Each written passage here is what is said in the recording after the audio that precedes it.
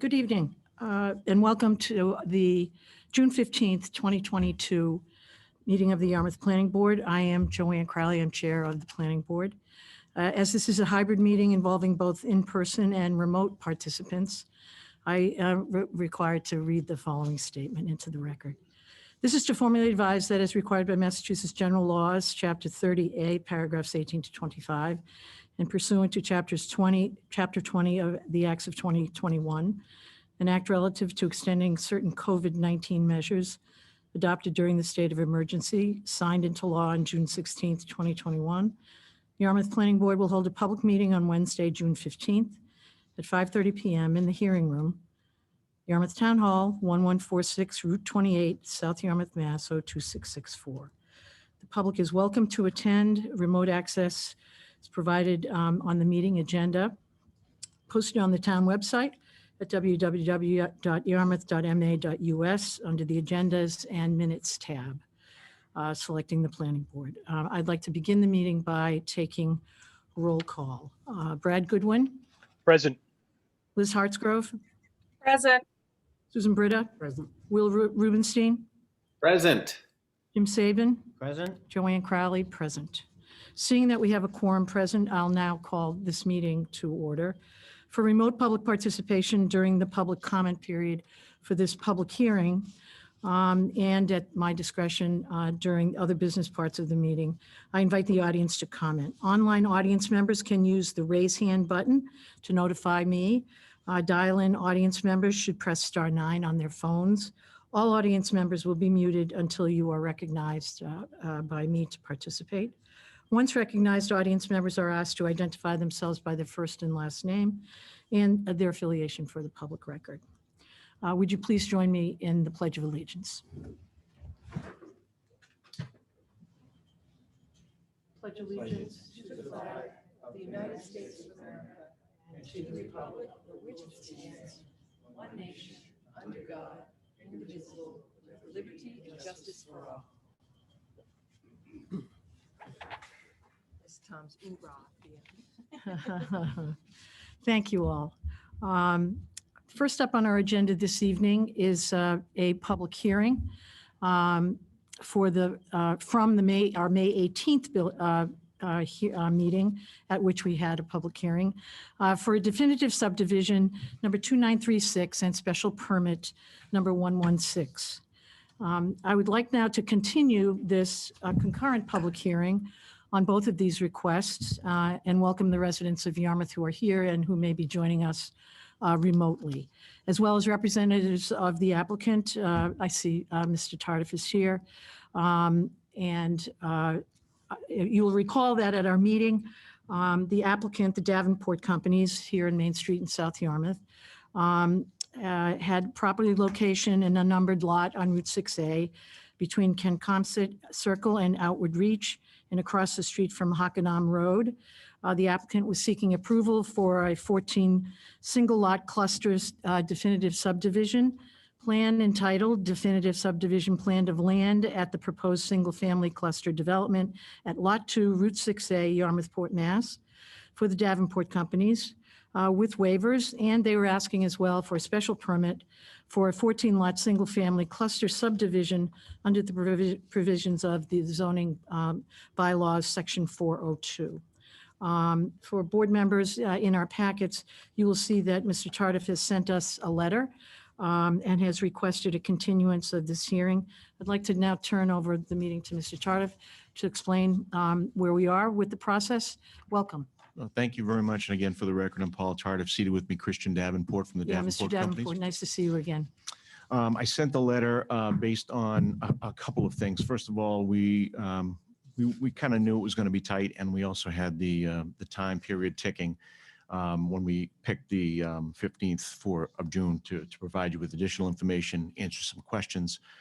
You also asked us to, and the abutters and the neighbors also asked us to look into to determine whether or not other locations for this road accessing Route 6A could be secured. After an initial review and talking to our traffic study person, we were of the opinion that it's possible And that's what we're still looking into at this point, is moving that road away from the Hockanum entrance so that it would comply with the definitive subdivision rules of being 400 feet from any other way. So that's something currently ongoing. We had to redraw all the map. We had to redraw all the lots.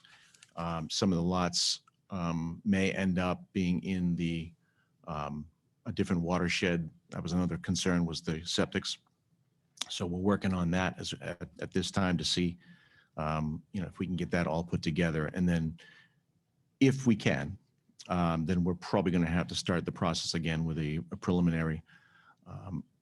But we wanted to keep this hearing open in case we couldn't. So that was the request for the continuance to, I believe it's the July 6th. Is that right? Yes. Yeah, July 6th. And I have signed an agreement for extension, and the original was provided to Ms. Williams this evening. So that would be our request, is if we could just continue this to the July 6th meeting. Thank you. Any questions or comments from the board? Let's start with Will Rubenstein. Hi, thank you, Madam Chair.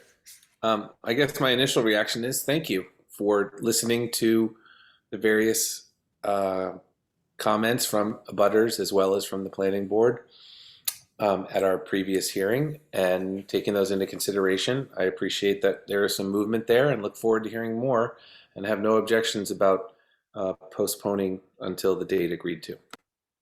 Thank you. Brad Goodwin? Yes, thank you, Madam Chair. Attorney Tardif, I'm sorry I'm not there again in person. I'm traveling, but I didn't want to miss this hearing. The one question, just for clarification, if we, yes, I'm now in the development of land. Good for you, Brad. If the developer moves the opening, the road cut, I'm presuming you're still on 6A. You're not coming, I have no problem either way, but you're not coming in the side entrance, for lack of clarification here, for those attending. You're still looking at a road cut on 6A. Correct. We're Okay. not looking at the Eileen Street extension, and we would still be accessing Route 6A. Okay, so then just for those, at least, Will, I just want to caution, I agree. I'm glad they're moving it legally 400 feet away from the closest curb cut on the Old Kings Highway, but it may make it tougher for drivers to see around that bend. So it'll be interesting to see what the road calcs come up with. But thank you for your time and willing to do an extension. Thank you, Madam Chair. Thank you, Brad. Liz Hartsgrove? Thank you, Madam Chair. I have no comments at this time. Thank you. Jim Saban? I'd echo some of the comments of other board members and appreciate your willingness to work with us to try to find a satisfactory compromise to everybody and to try to move this project forward. I too have no objections to giving them additional time to try to work with us in some of the compromises that we're suggesting. Susan Britta? No comment, and I concur with the request. Thank you so much. So may I have a motion to continue the hearing on definitive subdivision plan number 2936A and special permit number 16 to our July 6th, 2022 meeting? So moved. Second. Roll call. We'll start with Brad Goodwin, Agreed. Liz Hartsgrove, Aye. Susan Britta, Aye. Will Rubenstein, Aye. Jim Saban. Aye. Joanne Crowley, aye. It's unanimous. Thank you again, Mr. Davenport and Mr. Tardif, for your time and your interest in moving this forward. And in particular, listening to the community. You are good community partners. I appreciated that reminder in your letter, and we do appreciate you taking the time. Thank you very much. Thank you.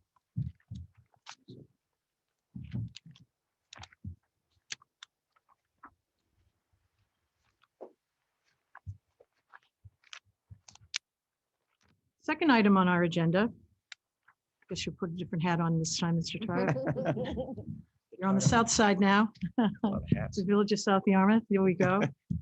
Like a more comfortable chair, Mr. Conley?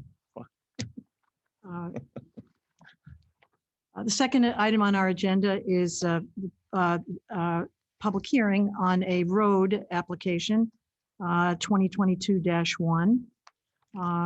The applicant seeks a revitalization overlay architectural district development plan to demolish all existing buildings located at 1276 and 1282 Route 28 in South Yarmouth, and to construct a gasoline filling station with 5 dispensers, overhead canopy, 6,560 square foot mixed-use building, and various other site improvements. Before I formally open the public hearing, I would like to encourage any members of the public this evening who are here, who have not signed in, to do so now so that we may have the most accurate public record that we can. I think most everyone did sign in. I appreciate that. Let me just run through the format for public hearings. The first thing I'll do is read the legal ad. I apologize for that, but that is part of the requirement. After that, a presentation will be given by the applicant for this particular project. Town planner Kathy Williams will then summarize a staff report that we have all received. And then we will have any initial comments and questions from planning board members. Written comments, again, Kathy has received some as recently as today, will be read and summarized. And then I will open the meeting to the public for your comments, both here and remotely. When giving public comments, please remember to come to the microphone, state your name and address, and please direct your questions to me. I will then try to answer them if I can, and if I can't, we have staff here. Obviously, Kathy can, other board members may be able to, and/or the applicant. After public comments, the planning board will may have more questions. We'll deliberate and come to some decision this evening. So let me start by reading the public hearing notice. This was published in the Cape Cod Times on May 31st, 2022, and on June 7th, 2022, with notification to abutters within 300 feet of the project on June 3rd, 2022. Public hearing notice, Yarmouth Planning Board. In accordance with the revitalization overlay architectural district, ROAD road provisions outlined in section 411.6 of the Yarmouth zoning bylaw, the Yarmouth Planning Board will hold a public hearing on Wednesday, June 15th, 2022 at 5:30 p.m. in the hearing room of the Yarmouth Town Office, 1146 Route 28, South Yarmouth, Mass. 02664, and via remote access at https://us02web.zoom.us or via telephone at 301-715-8592, entering webinar ID number 898-3641-5124 to consider the following. Road application 2022-1. The owner applicant is Ekaterina and Family LLC and J. Ahmad, trustee of the Cedars of Lebanon Trust, 381 Camp Street, West Yarmouth, Massachusetts 02673. The property location is 1276 and 1282 Route 28, South Yarmouth, Mass. Assessor map number 60, parcels 131 and 132 in the zoning districts B2, HMOD1, and ROAD road. The applicant seeks approval for a road district development plan to demolish all existing buildings on 2 sites and construct a gasoline filling station with 5 dispensers, an overhead canopy, and a 6,560 square foot mixed-use building and various site improvements. The mixed-use building is proposed to include a convenience store, coffee shop area, a drive-through on the first floor, and 4 residential apartments on the second floor. The lot currently contains 5 cottages, a convenience store, and 2 gas pumps with canopy. Any required zoning relief for the project would be via submission to the Zoning Board of Appeals. Copies of the plans and application materials are on file with the Planning Board and may be inspected Monday through Friday between the hours of 8:30 a.m. and 4:30 p.m. in the Planning Division office at Yarmouth Town Offices on the Town of Yarmouth or on the Town of Yarmouth website. Any person wishing to be heard in this matter should appear at the time and place designated above. Written comments will be accepted and should be directed to the Planning Board, care of Kathy Williams, Town Planner at kwilliams@yarmouth.ma.mu.us, no later than June 14th, at 5 PM. Yarmouth Planning Board, Joanne Crowley, Chair. So let us begin. We will have a presentation by the applicants, and I would ask that we have some introductions so that the public here and on remotely knows who the applicants are. Okay, thank you. For the record, I'm Paul Tardif. I'm an attorney in Yarmouthport, and I represent the applicants, Ekaterina and Family LLC and the Cedars of Lebanon Trust. I do want to introduce the gentleman seated at the table with me. His name is Hal Chuba, who's the engineer here, and will be able to answer many of the technical questions. He's very experienced with these types of projects, and found him to be very cooperative and informative. So I'm glad he's here too. And just seated behind me, at least he was, it was Jay Ahmad, who is the principal in the LLC and also the trustee of the trust, the owners of the property.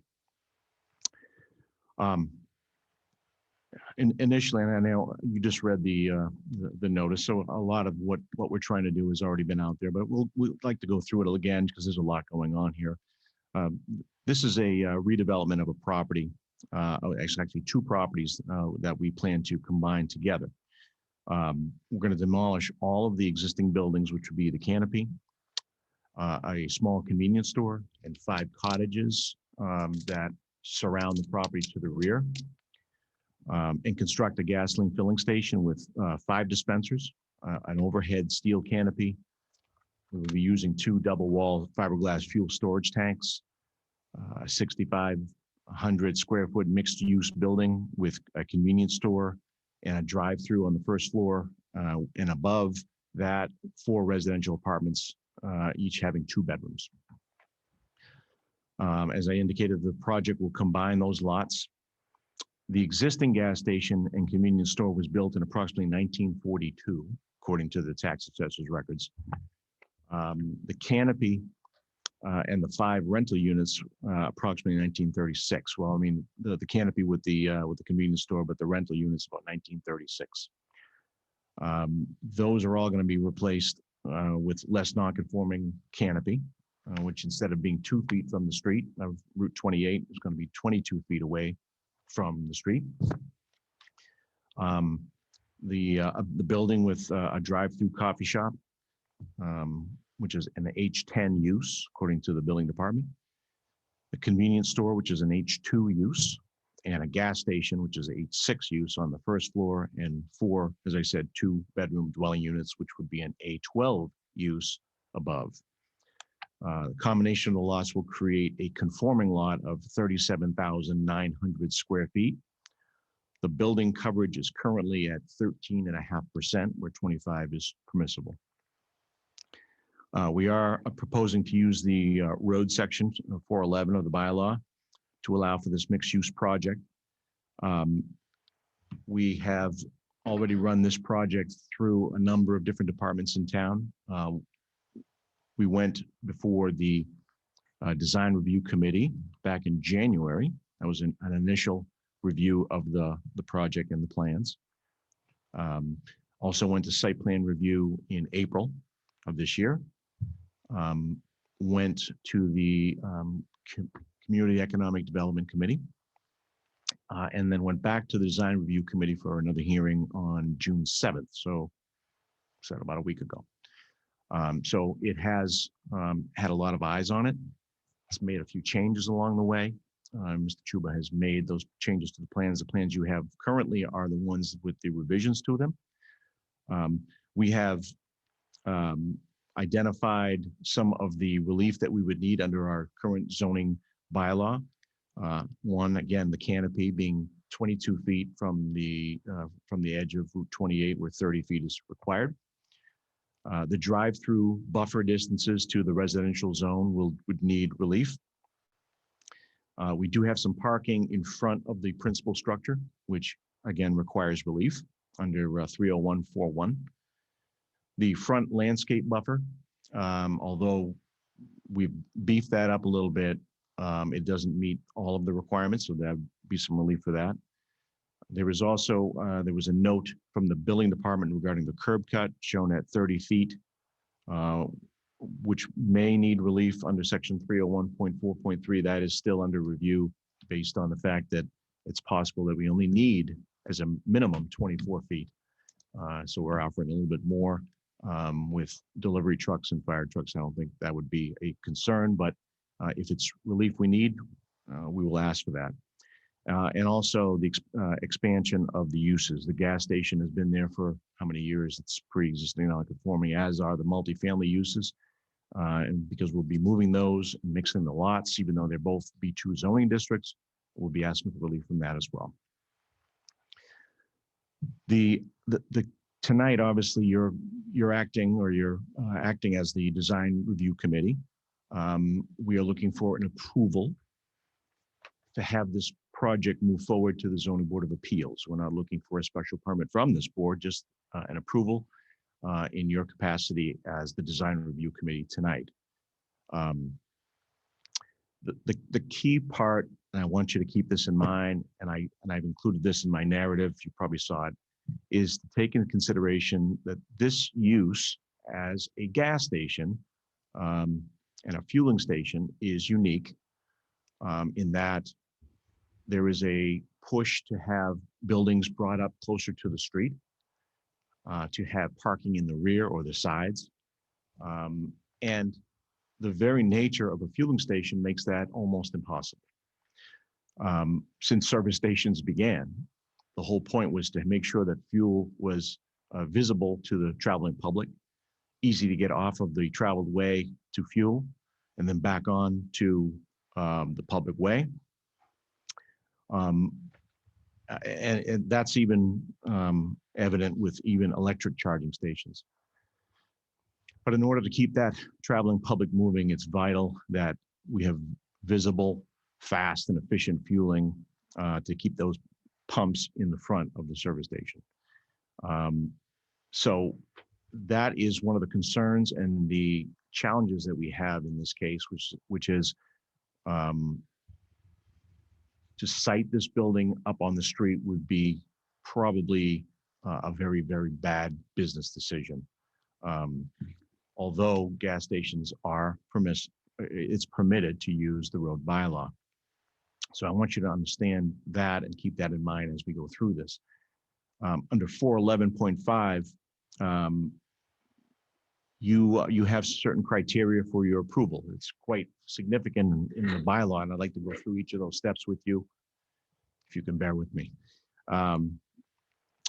All proposals are reviewed according to the following criteria, and it's important to note that the criteria says the following, that the criteria are evaluated under the discretion of the planning board, and a proposal need not necessarily satisfy all criteria in order to receive the approval of any of the reviewing boards or authorities. The first thing you have to look at is the site plan review objectives pursuant to section 103.3.1. Those objectives talk about designing a project for internal circulation and egress from the site that will hopefully help traffic safety and access minor streets servicing single-family homes is minimized. In other words, not to bring things through residential neighborhoods. In this case, our only access will be to Route 28. Currently have 3 curb cuts on these 2 properties. We'll be reducing that down to 2.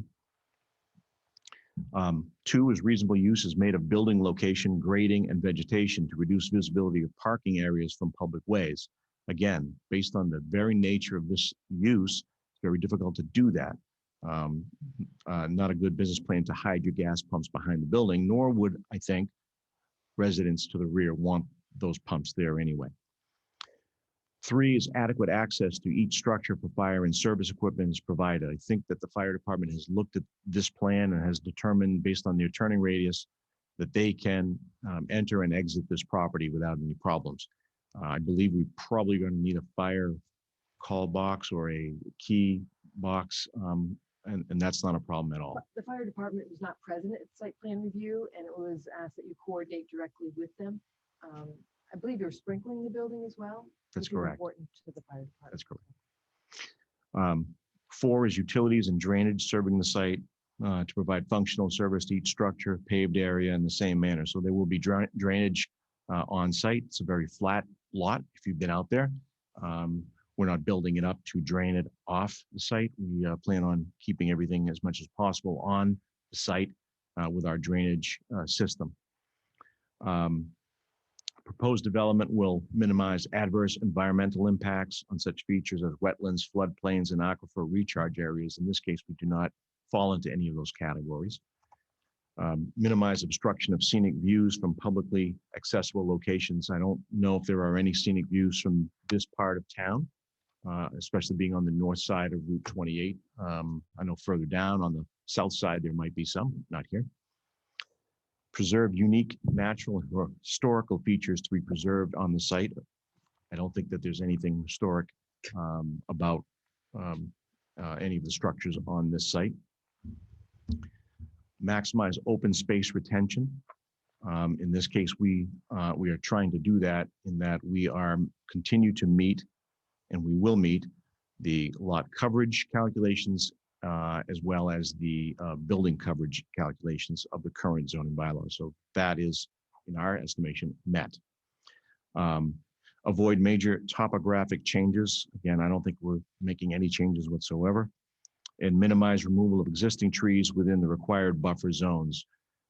We are on the rear, which would be the north side of this lot, trying to retain as many trees as we have out there. There's also a number of trees on the east, I guess it's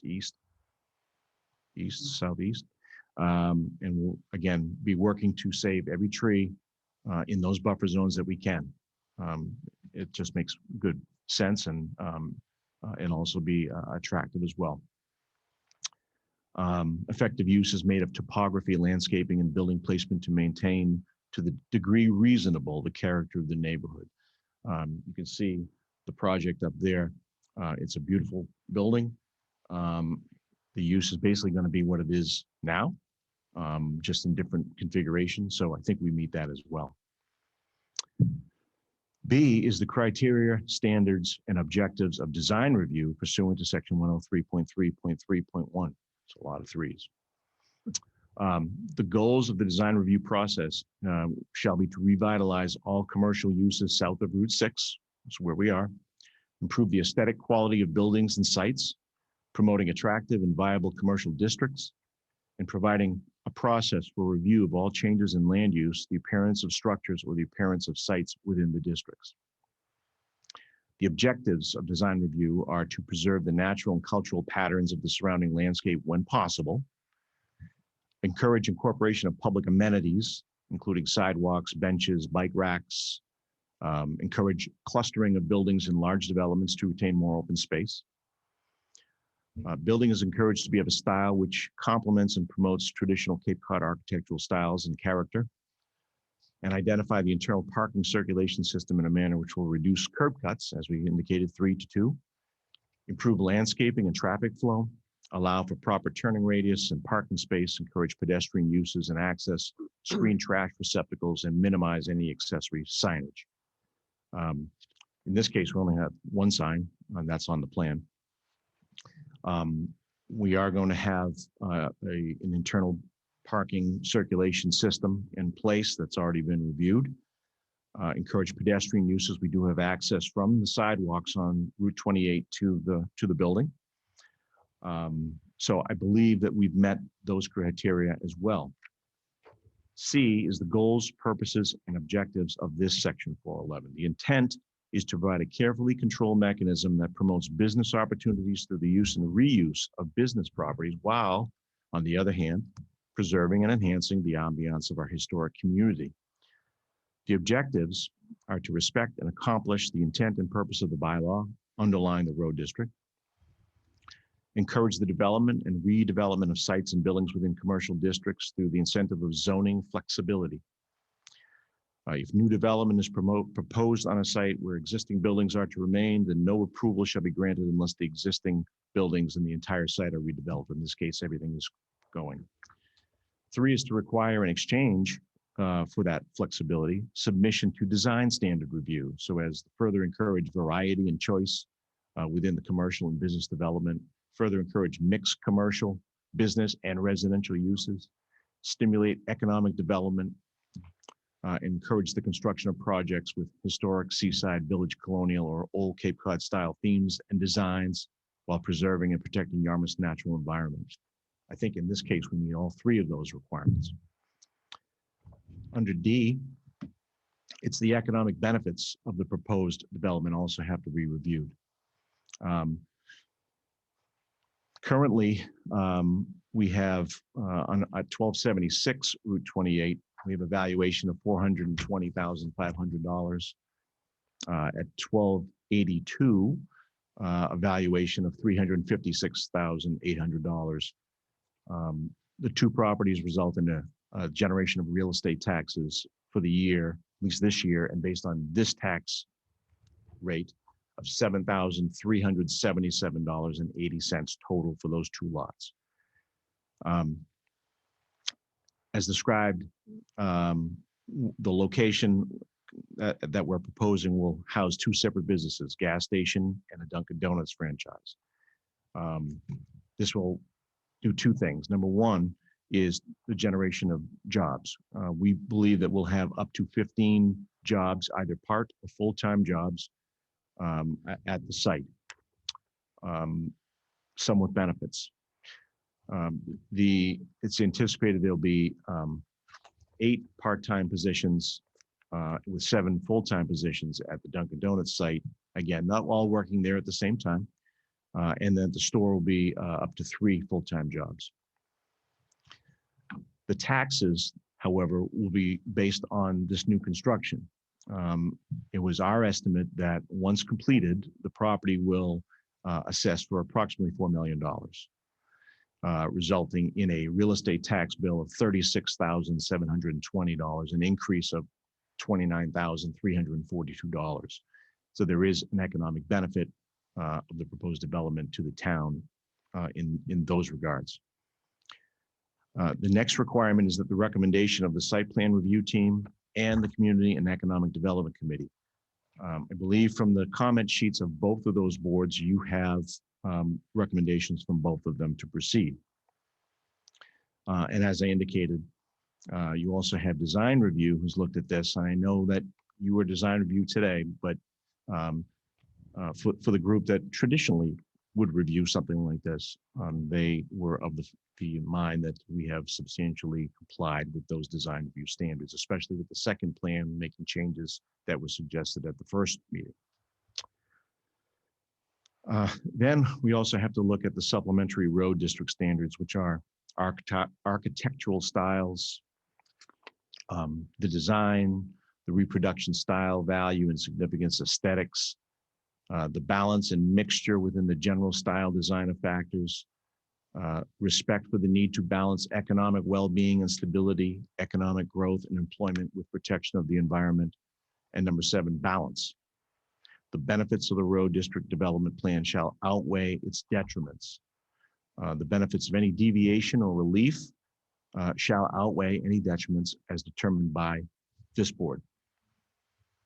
In this case, again, moving the canopy 20 feet away from the street, parking in the front, again, with the caveat that this is a gas station, a filling station, that sort of the way it's always worked is that building needs to be behind those pumps. The front landscape buffer, again, we've greened it up and added trees to that. So there will be some screening on that. It's just not as wide as it should be, but it's the best we're going to do with this site because of its depth. The uses will be expanded, but again, all the uses have been there for 70 years or more. So I guess, unless you have anything, what I'd like to do, Ms. Chairman, is I'd like to stop here and answer any questions that you or the public has. The only thing I would ask is once public comment from abutters, either in opposition or in favor, are complete, if we could have a chance to respond. I would just ask for that. So I'll leave it at that. And I know that under 411.6, the plan that you have before you must be approved by a majority. I think it's a simple majority. 4 Yeah, it's before. of the planning board membership. And I know we have a number here tonight. So thank you very much for that. And we are here to answer questions, hopefully. I'd like, we will do that. I'd like though to have Kathy run through her staff report next. And then we will have any initial questions from the board, Mr. Tardif. So Thank you. Kathy, Certainly. I think Paul covered a lot of the general criteria that you guys need to look at. But I think one of the first hurdles that need to be addressed is that you guys the planning board serves as the design review authority for road projects. And you're tasked with ensuring that the project substantially adheres to all of the Yarmouth architectural and site design standards. So I think that's the first hurdle you need to get through before you start looking at some of the general criteria that Paul reviewed there. And again, as mentioned, any zoning relief will be through the ZBA public hearing process that would be subsequent to this. This is just a approval of the development plan under a road project. Again, I think Paul had gone through everything in here with regard to the other review criteria, the Community Economic Development Committee memo, where they recommended it subject to the additional information that Paul's office did provide. The Design Review Committee did look at it and did have a couple additional conditions that they wanted to add regarding trees on the northern boundary, providing a different variety of tree species, and then landscaped areas need to be irrigated. I think most of the site plan review comments were really more regulatory or the next permitting that you needed to do. I did comment in site plan review that I did have some concerns on how the applicant was substantially adhering to siting strategy number 1, which is the streetscape where you're supposed to bring the new buildings up located along the road, but these are located behind the gas pumps and the canopy. I think with gas stations, you may not want to be putting the pumps behind the building, but there is the option up to the side of the building and having the building come up. And the other one was the siting strategy regarding parking lot visibility, as the parking is not located to the side or rear of the building, but is located in the front. So I think your first hurdle is to see if you feel that and agree with the design review committee, which ultimately did agree with the arguments that Attorney Tardif made, that is substantially adhered to it. And then if you get past that hurdle, then start looking at the general criteria that he reviewed for the project. okay, thank you, Kathy. Any initial comments or questions from planning board members? And then we'll come back and Kathy, you can summarize the written comments before we open it up to the public. Who would like to start with initial planning board questions? I have some clarification questions. Oh, okay, sure. Okay. Susan Britta. You mentioned that the canopy is going to be 22 feet from the street, but in the design review comments, it says 18 feet. So was it 22 or 18? It was 22.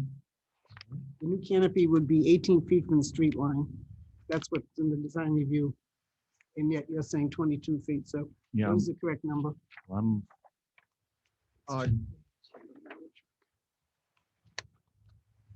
I apologize.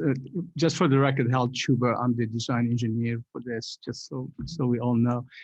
It's been so many versions of the plans, and just to give you an idea, I started this project informally with Kathy and Mr. Grills back in September, and we met informally a few times, and we got comments back from them. We got input, then we went to the design review committee, then we tweaked the plans, then we went back to site plan review, then we went back to the DRC. So there's so many version of the plans. I just want to make sure that this is 2022 feet. There's 2 design review comments in your packet. Yeah. One was included in the application with January, and those are the older ones. These are, let's see, Yeah, the plan does say 22 feet. this is attached to 513. It says, these are the design review comments that are attached to that. Design review sheet, and these are the January 18th minutes.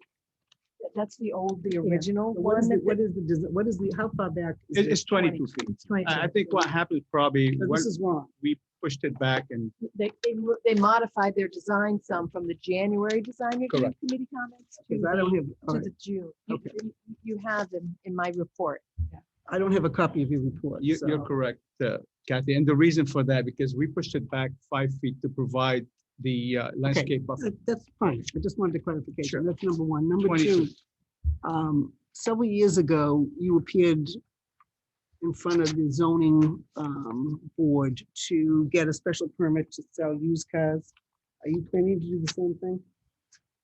So there'll be no used cars No sold used and no U-Haul activity there at all? And you're committing to that?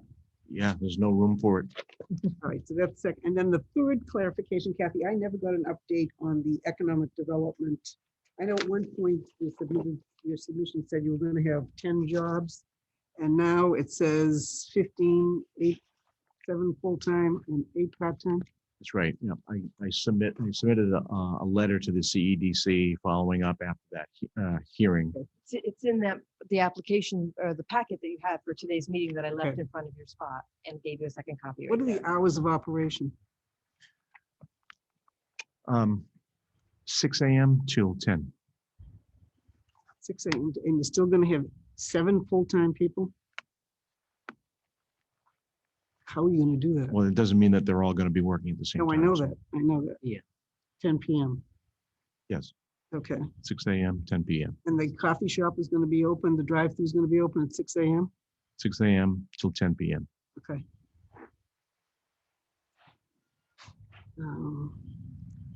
I don't know how you want to proceed. I've got a lot of questions, you know. if other Well, you members go, participate. continue, sure.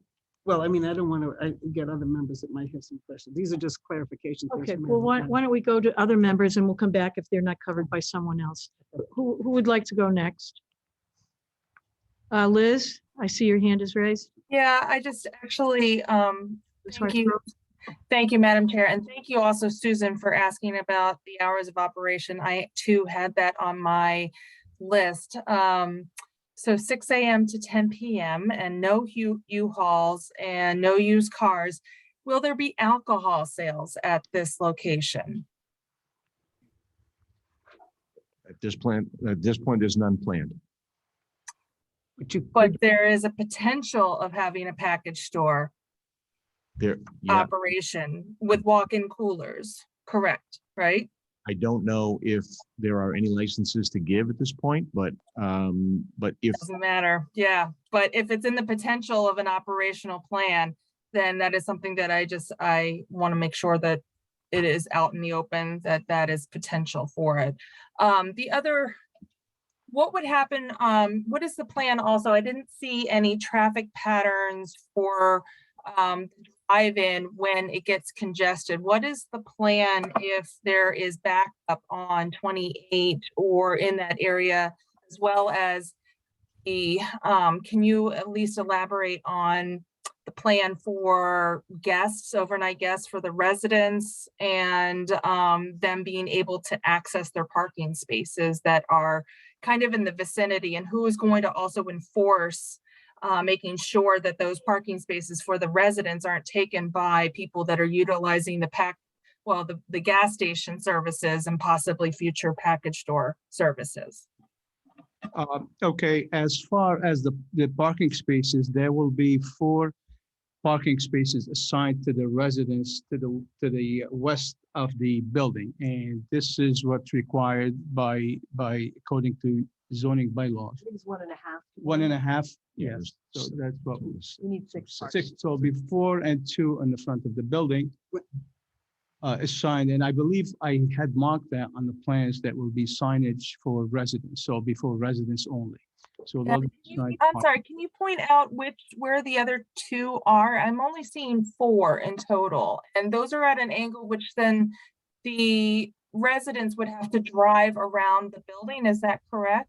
That's correct, yes. That's why we added another escape lane in the back of the building to accommodate for another through traffic in case the drive-through lane is backed up to the side of the building.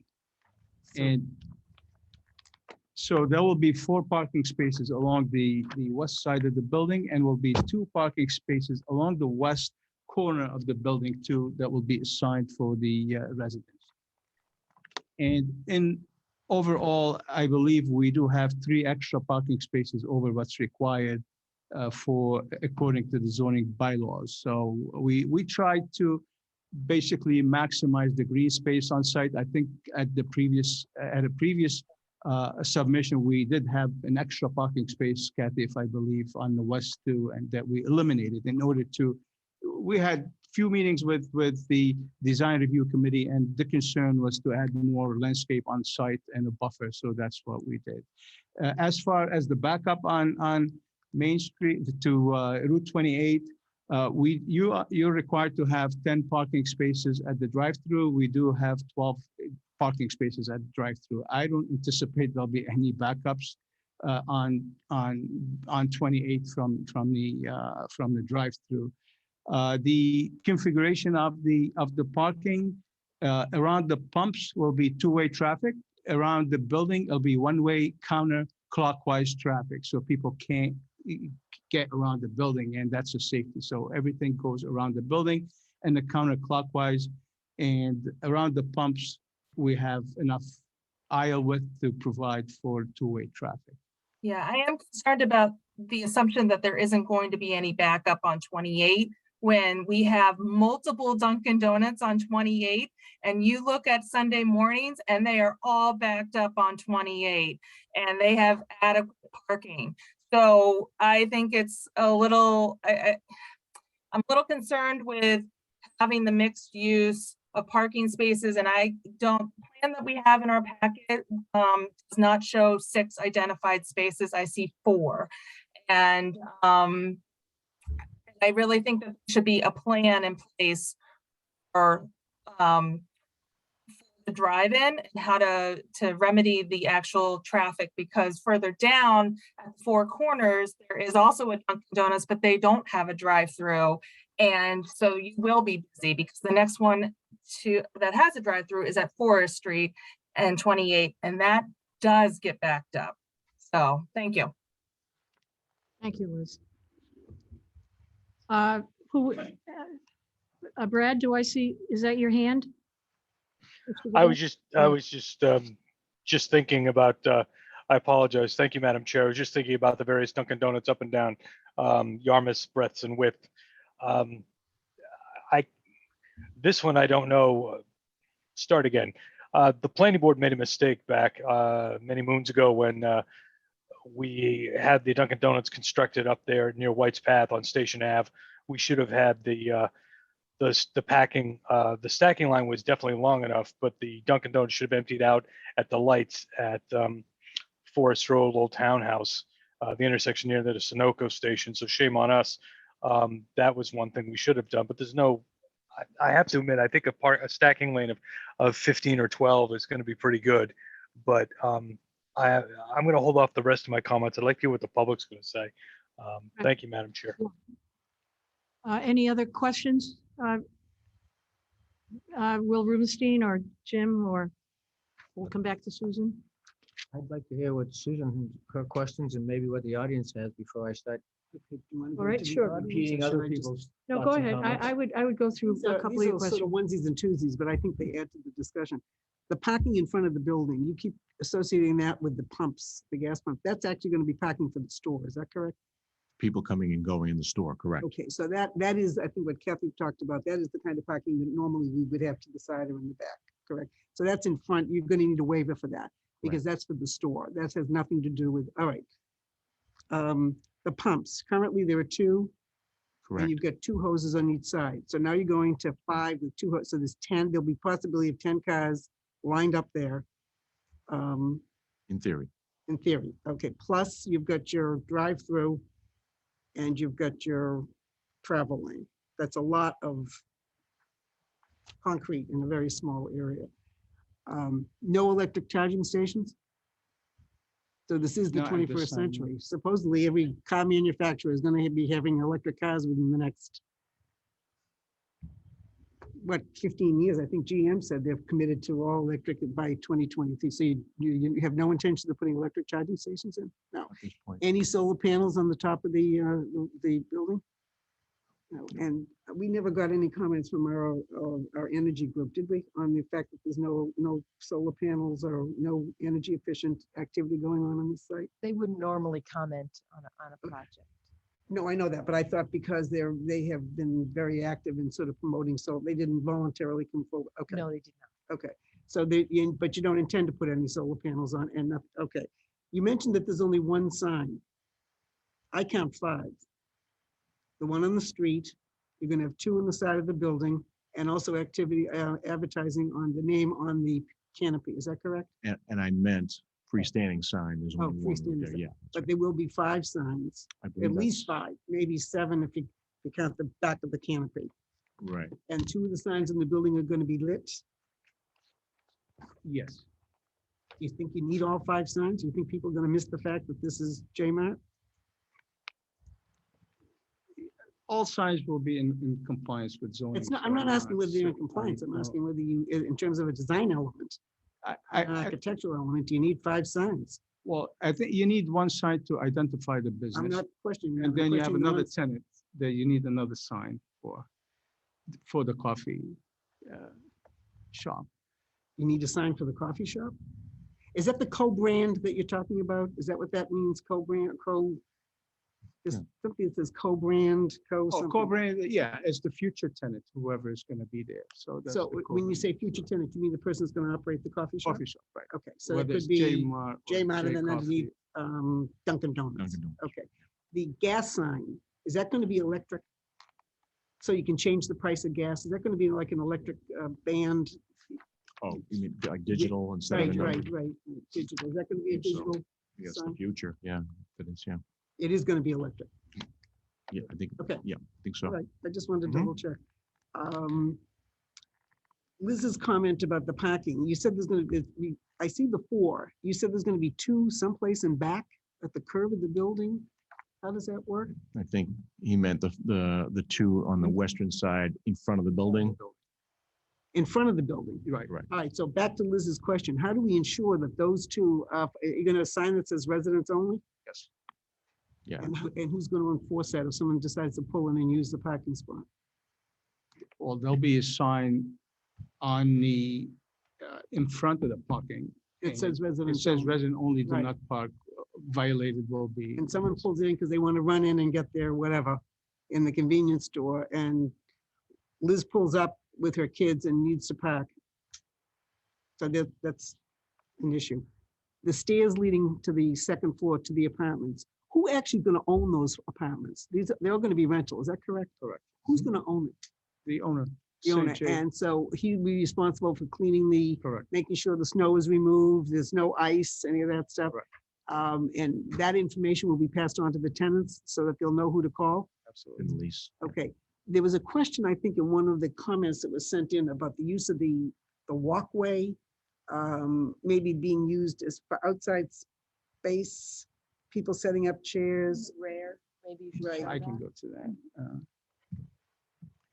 That, I think they mean the area over the drive-through, Correct. because there's virtually no place else to have any kind of open space. Right. And actually, that's a fire egress too from the building. So So that, in other words, they're not going to be able to do that. If they wanted to set up a small table and chair outside their apartment to, not that anyone would want to eat over a drive-through with fumes coming up and, potentially causing cancer, but that's what, I think, one of the comments, Kathy, was the potential for using that space. So that's not going to be allowed at all. Okay. All right, now let's go to the drive-through. I know you did, in one of your submissions, I think there was a submission about lumens, the light that's going to be, did you do anything with sound? Like you come to the corner of the building and someone from the wall of the building says, may have your order. You give the order and then you drive around and pick it up. Yeah. You did a sound. Yeah. So the model for the intercom system that we'll be using is the 3M C860 and C960. Which means what to me? I'll just let me, ma'am, just give me a few. So what it means is this is at the factory, it's set to produce a audio sound pressure level of 70 decibels at 4 feet from the microphone. Okay. Now, every time you move 4 feet away from the sign, the decibel rate drops by 6. Mhm. I did the math basically on the closest to the microphone is the property to the west. Mhm. And I'm taking the readings at the property line. I'm not at the building. We have about 32 feet, 38 feet, basically, from that sign to the property line. By the time we do that, I believe we were at 54 or 56 at the property line. Okay. And if I do it to the north, I'm about 64 feet. I'll be at 40 decibels at the property line, not taking into consideration the buffer, the vegetated buffer, Right. or the Fence. 8-foot fence that I Right. have. Okay, So what does, and Jim, we should remember this from the drive-in site. What does 40 and 40 decibels equate to? Is that a, or a 54? What does that equate to? Because that's what the neighbors are. gonna- Right, Comparable would it be, equates to being at the library. That's what it equates to. No, no, I'm talking about noise. Noise is being at the library, or just to equate to at the restaurant, the decibel level is about 60 at a restaurant. When you're having conversation at a restaurant, it's about Inside. 60 inside. At the street level, the average ambient decibels is about 60 to 70 decibels. So it's less than the street level because it's in the back. Right. But you go to the front, the sound level is higher at the street. Mhm. And again, with this too, they have the new technology, they have a switch, they can even reduce that at nighttime because the ambient level is lower at nighttime because you don't have that. What's So, the decibel of the horn blowing? If people get in that drive-through lane, I'm- decide they're I'm not annoyed and they want to sure get out on of that. it. I have That that- happens all the time, by I the have way. that in our drive-in site packet. I'll be glad to share that. with What, do you have any idea what? the No, decibel not is? with the horn, Probably no. like 90 decibels at a horn. For horn? Yeah, Yeah, it's, I was it's pretty, thinking- it's pretty high Yeah. for, It is for high. a horn, but they do have the escape lane. So hopefully people would just. Yeah, they can get out of the, although the travel lane at the one in West Yarmouth on 28, they have an island separating the travel lane and the lane, the drive-through. So if you're in that drive-through and you want to get out, you're stuck. You can't go because you got an island. There'll be no island on this, is that No, correct? no. So- That defeats the purpose, actually. And there's no intention of stacking in that drive-through. Okay. Do you want me to continue? Sure.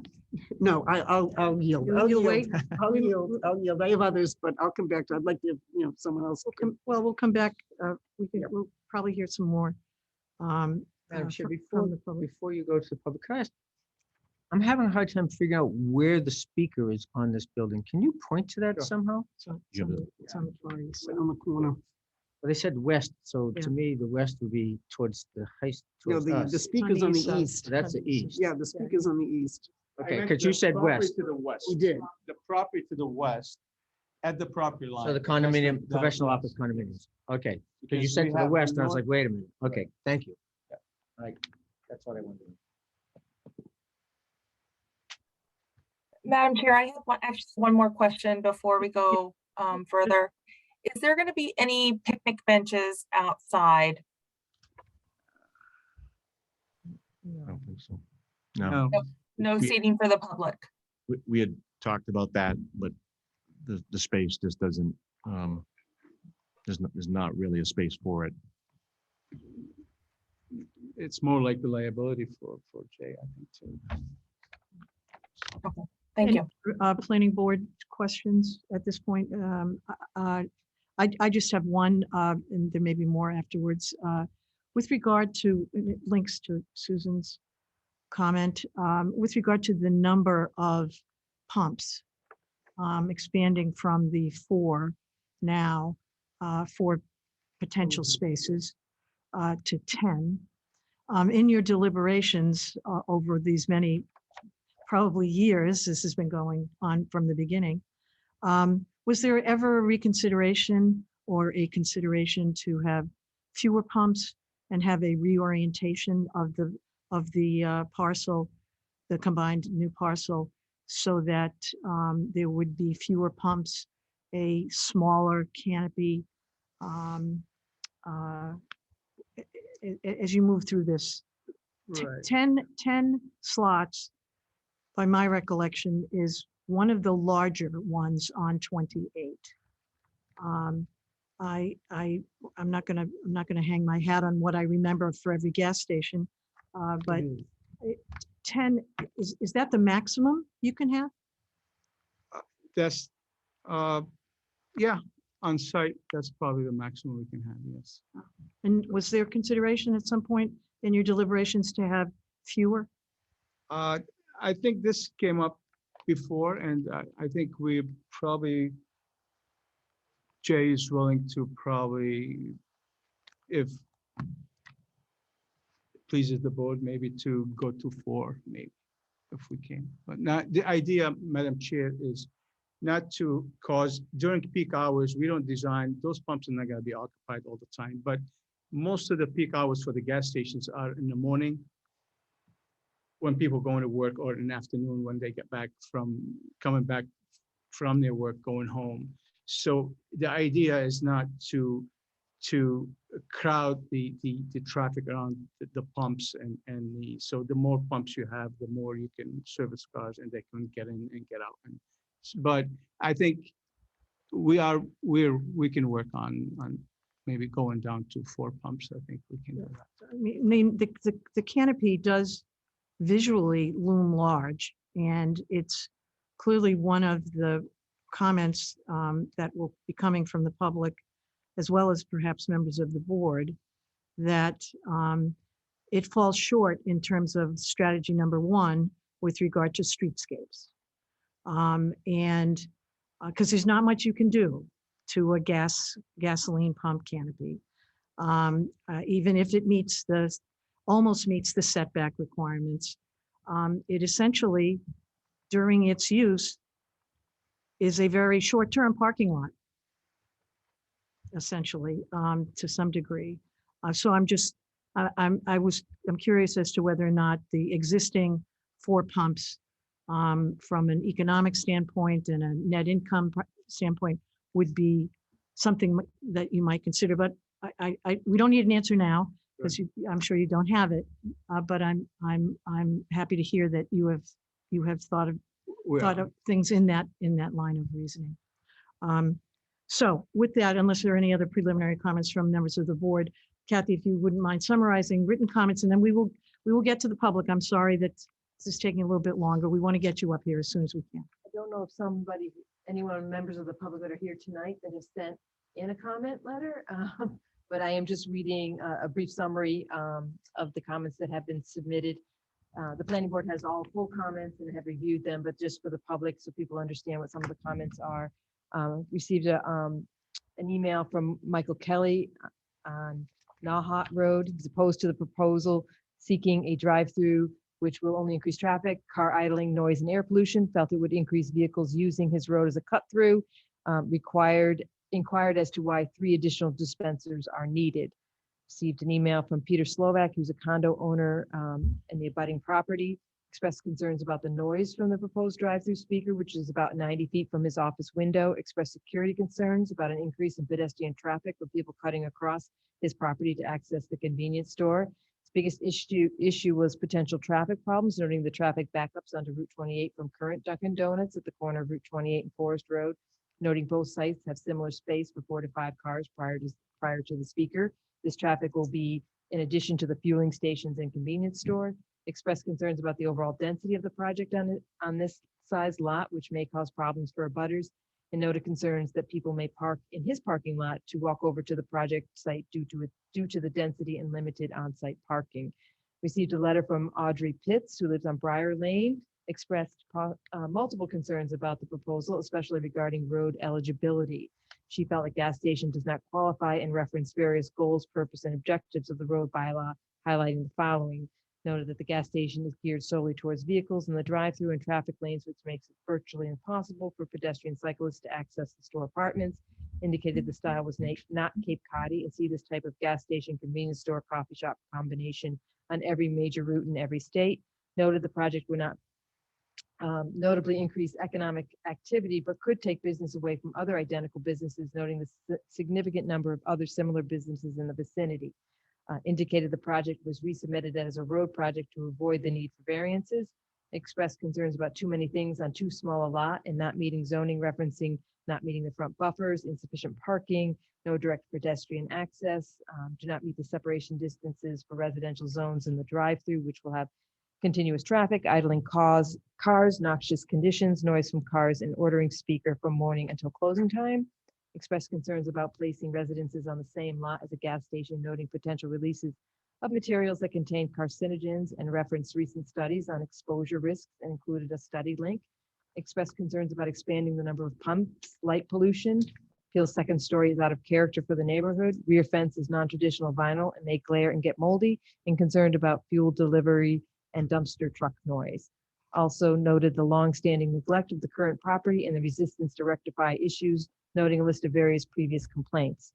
Suggested whittling the project down to a reasonable size, requiring no or very few zoning variances, and offered various options and an example of a convenience store in the town of Harwich.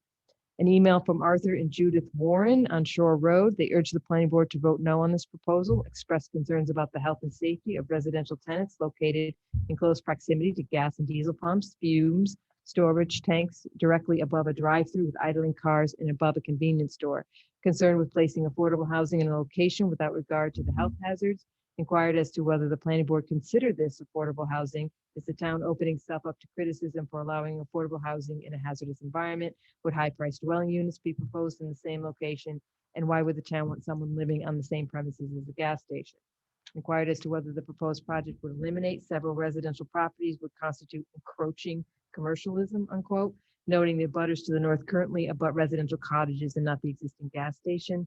And lastly, expressed concerns about overdevelopment of the site, noting the 5 pumps with 10 hoses, and felt it was a detraction and detriment to the value of home ownership in town. Received an email today from Christine Greeley from Glenwood Street. She stated that the project should not be approved as proposed as it is an overuse of the property abutting residential uses and is an inappropriate site for affordable housing. Question the need for the increased number of pumps given the size, proximity to other gas stations, and focus on alternatives for fuel powering of cars. Expressed concerns about the drive-through causing backups onto Route 28, similar to Dunkin' Donuts and McDonald's, and expressed concerns about health and safety of residents with affordable housing on the second story of a facility with fumes, congestion, and noise of businesses. We do also have an email we received from Chris Vincent, who's a planning board member who's not able to attend the meeting, but he did submit a written comment and asked that it be read at the meeting. He indicated that he feels the application should be denied because of the lack of substantial adherence to the site strategies number 1 and number 8 as outlined in the architectural and site design standards, adherence to which is compulsory for road applications. Chris is the planning board representative to the design review committee, but he was unable to attend the June 7th meeting of the design review committee. And those are all the written comments. Okay, thank you. I'd like to now open it up to the public. And if I may, I'd like to have some, I guess, order of appearance. I'd like to start in the very first row of the members of the public, and the gentleman who's closest to the podium will move this way, and then we'll go to the next row for anyone. So if you'd stand up when each of the members of the public have completed, we'll have some order to this. Thank you. Thank you. Good evening. Thank you, Madam Chair, members of the board. I'm Attorney David Reed, and I represent this evening Nancy Rayburn, who owns the property at number 28 Briar Lane in South Yarmouth. That's the little pale yellow house located directly behind this property.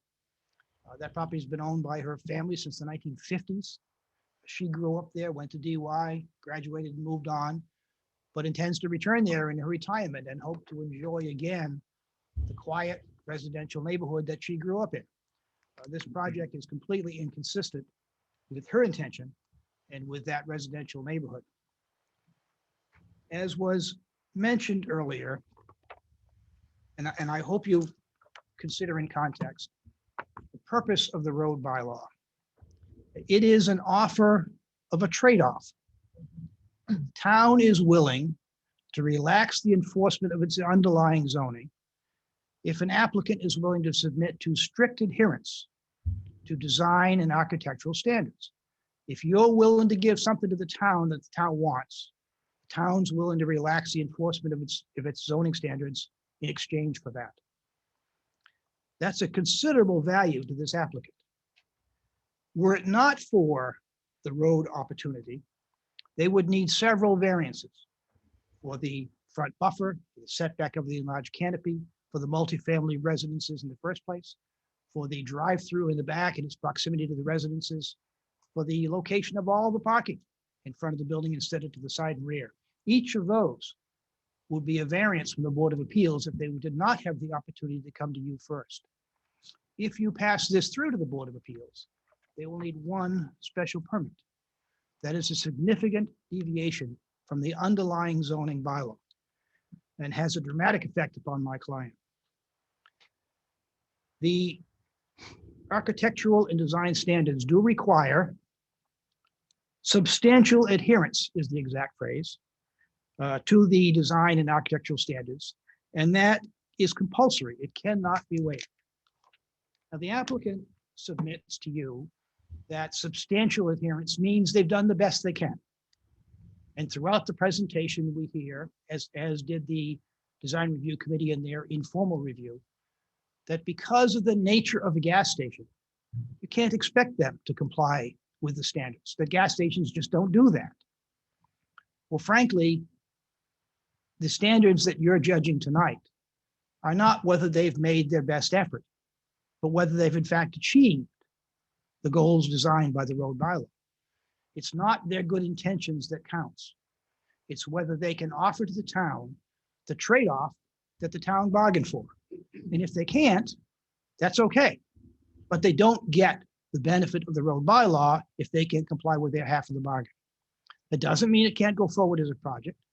It means it goes directly to the Board of Appeals and they have to comply with the zoning bylaw like everybody else does in the B2 district. The objectives of the road bylaw and of the design review standards implemented for that require that they create an atmosphere or recreate an atmosphere of a village setting. That the building be close to the road, that it be pedestrian oriented to the street, have appropriate pedestrian entrances, and put everything else in the rear. The parking, the utilities, the loading areas, away from the street. Now you could argue, and I'm sure the applicant would, and you may very well agree, that what's there now is not a great bargain to the town in terms of appearance, that the buildings are old, that they're run down. They may have been very nice in the heyday in the 30s and 40s and 50s when they were run by the Hamlin family. It was Hamlin's Garage and Hamlin's Cottages, but they aren't now. But the standard isn't what's there now. It's what they're proposing. And what they're proposing is exactly the opposite of what the road bylaw asks for. They're moving the building further away from the street. It's less pedestrian oriented. It's less village-like. And there's more asphalt and more parking and more vehicle activity in front of the building rather than side or rear.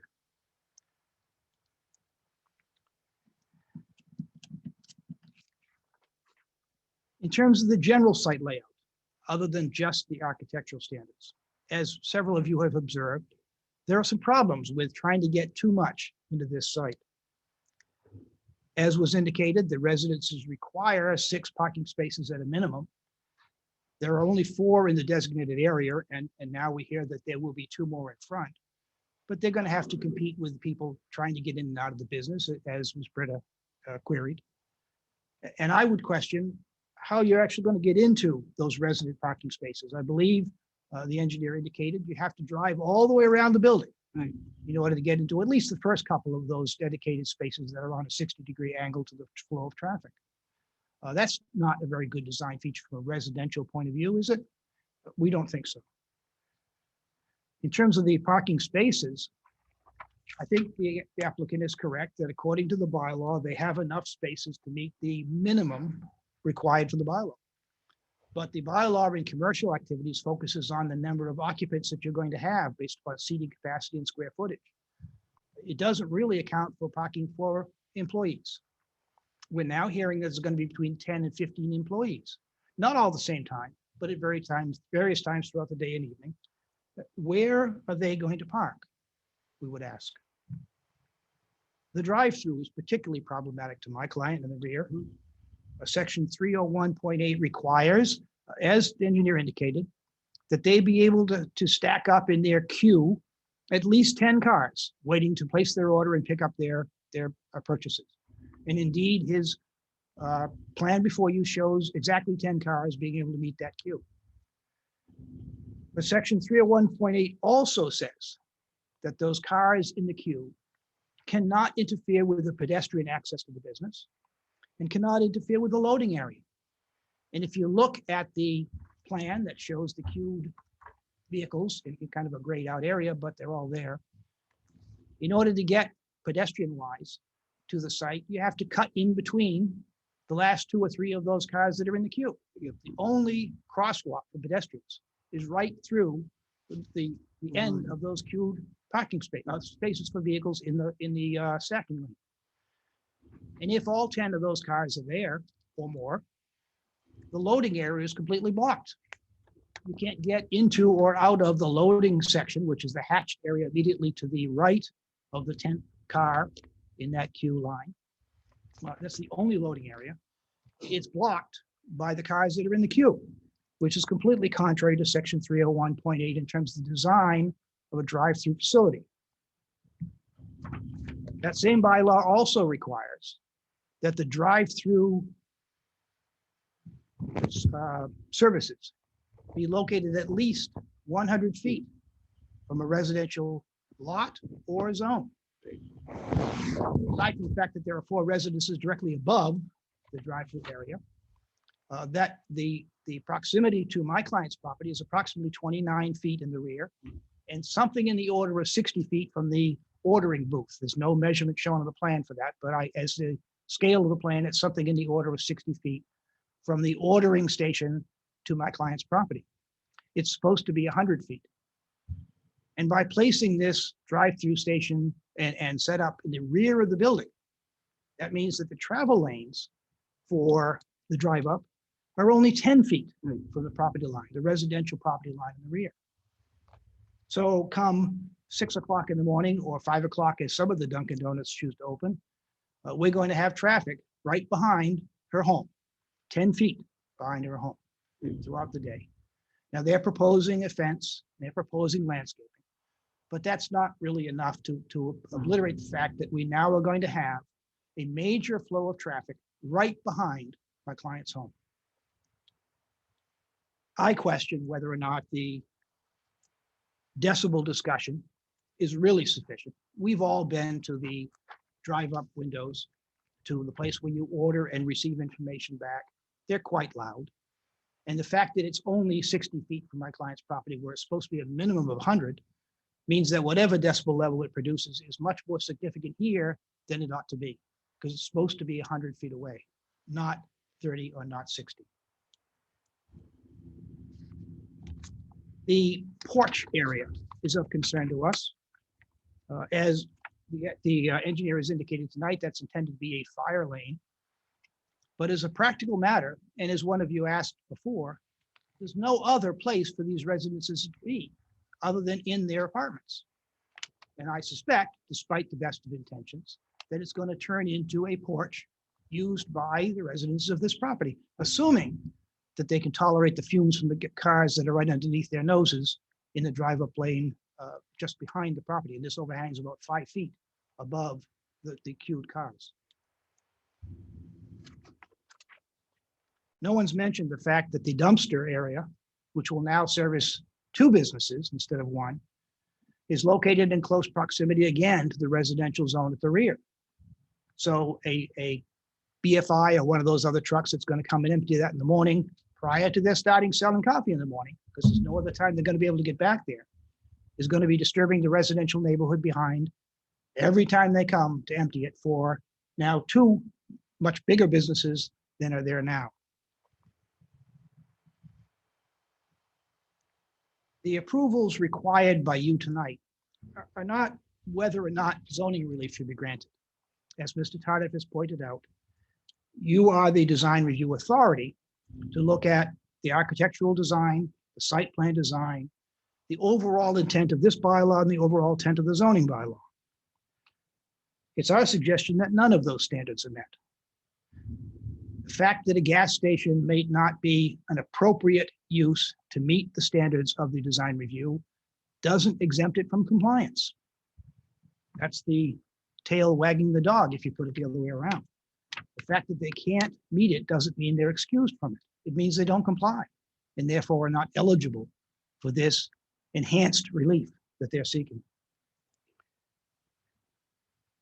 I would agree from an aesthetic point of view that this building looks pretty nice. It's well designed by the architect.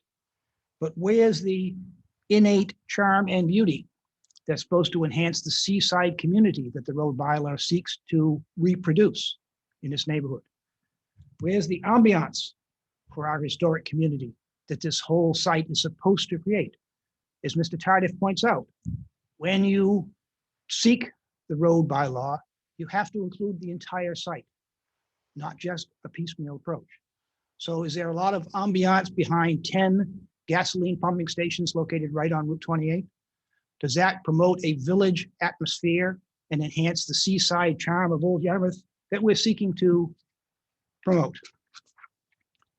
And does the major deviation from the underlying zoning bylaw have a net benefit for this neighborhood or for the community?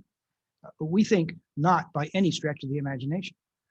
Putting a very busy and hopefully successful drive up, only 10 feet for the travel lane and 30 feet for the drive up facilities from established residential neighborhood is not an appropriate use of this site and is not a minor deviation from the underlying zoning.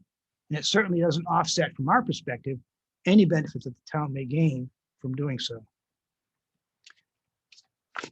In terms of the economic benefit, I would just address one point.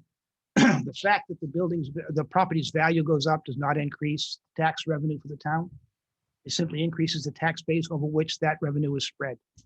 There's not a direct correlation there. Any more from the fact that if my property goes up in value due to the market, that I'm not going to pay more taxes to the town than I would otherwise pay. The taxes are assessed based upon the budget first and then spreading it out over the taxpayers. It's not the value of the property that increases net revenue to the town. Certainly, it's better for the town to have properties worth more and be more productive. But there is not a direct correlation in terms of an increased direct financial benefit to the town from improving the value of this property. We do not believe that this site meets the road bylaw or any of its criteria. And in fact, we view this as nothing more than an attempt to do an end run around the zoning for the B2 district by trying to use the road bylaw for a purpose that it was not intended to be. Road bylaw was intended and envisioned developments such as the old Four Corners down the street, where buildings are, because of the old design, right out next to the street, where there is a village atmosphere where people can walk from business to business. This is not what's proposed here, and this is not what the road bylaw was intended to cover.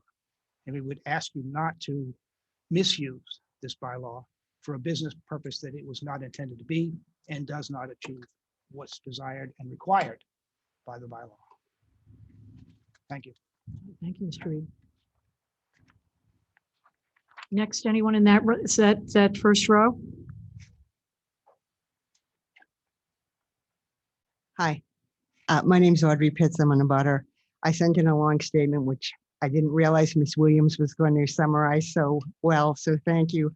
I pretty much said everything I have to say. I do agree with what the attorney just said.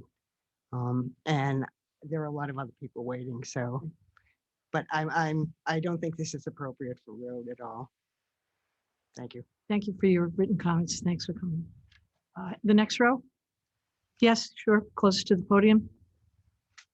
My name is Leslie Goldsmith. I live at 25 Geneva Road, and I have really nothing else to add except I agree with all the write-ins and what Susan Britta had said, and the woman on the on the board.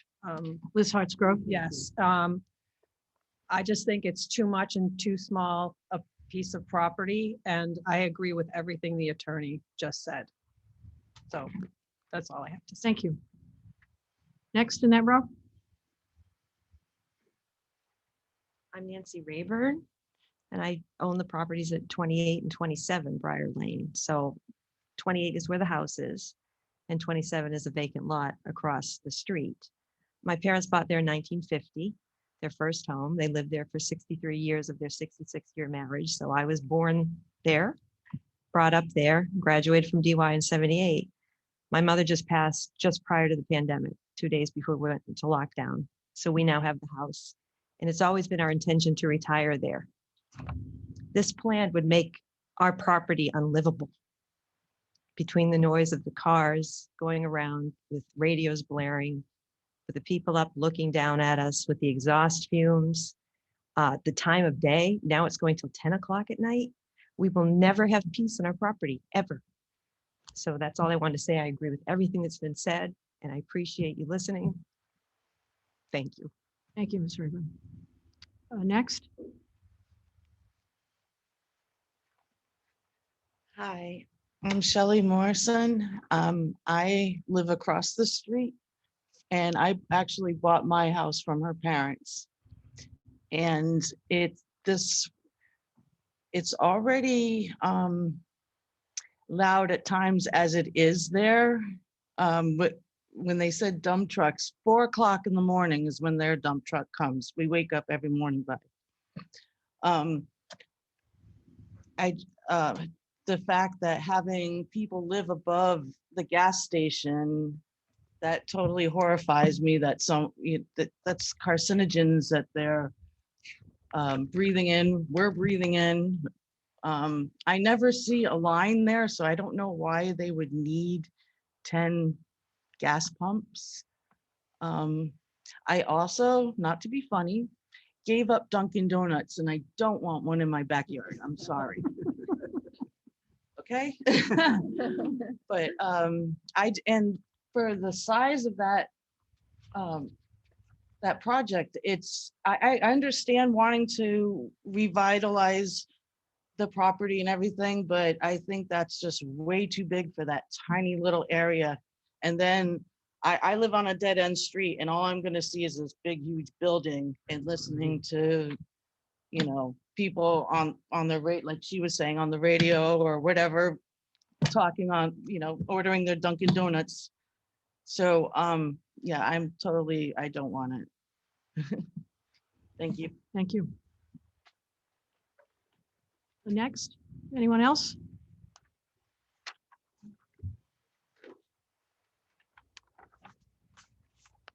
Madam Chair, Board, I live in the property. I'm sorry, your name, ma'am, I'm please. sorry, Jeannie Hughesby. And I live on 10 Nahat, which is abuts directly behind that property also.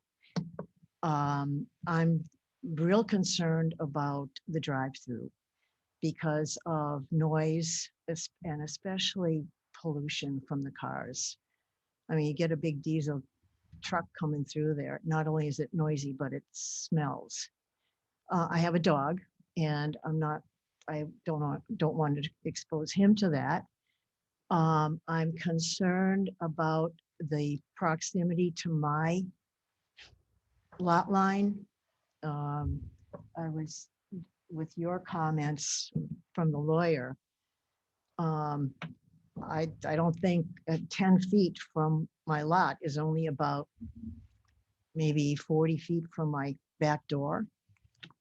So I don't want to deny someone from making an honest living, but it's not an appropriate design for our neighborhood. It would create more traffic on our streets. We have kids and dogs in the area. I just think it should be reviewed and taken a hard look at. I thank you for your time. Thank you.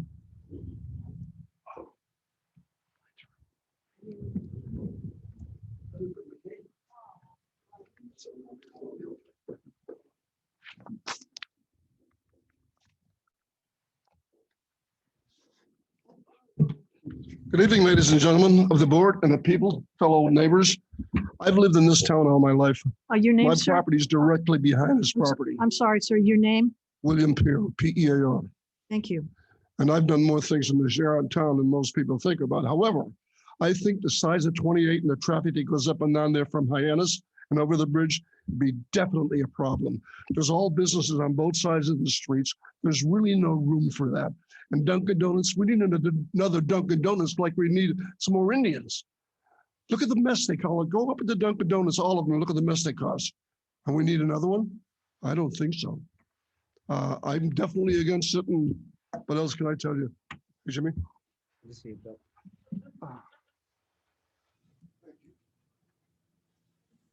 I think that's all the members of the public that are here right now. We may have some remote. We have a hand up, Madam Chairman. There's one hand raised. It looks like Judy. Thank you, Brad. Judy, welcome. Hey, good evening. Thank you.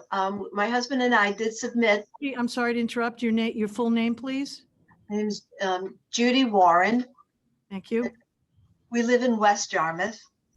My husband and I did submit a letter because we are concerned with the overall idea that this town could approve such a dense activity in such a small lot, and that we were concerned that the town would approve housing apartments over a gas station and a convenience store. And we thought, even though we don't live in the immediate vicinity, we are concerned. I do want to raise the question of the role of the planning board versus the role of the design committee and the role of the economic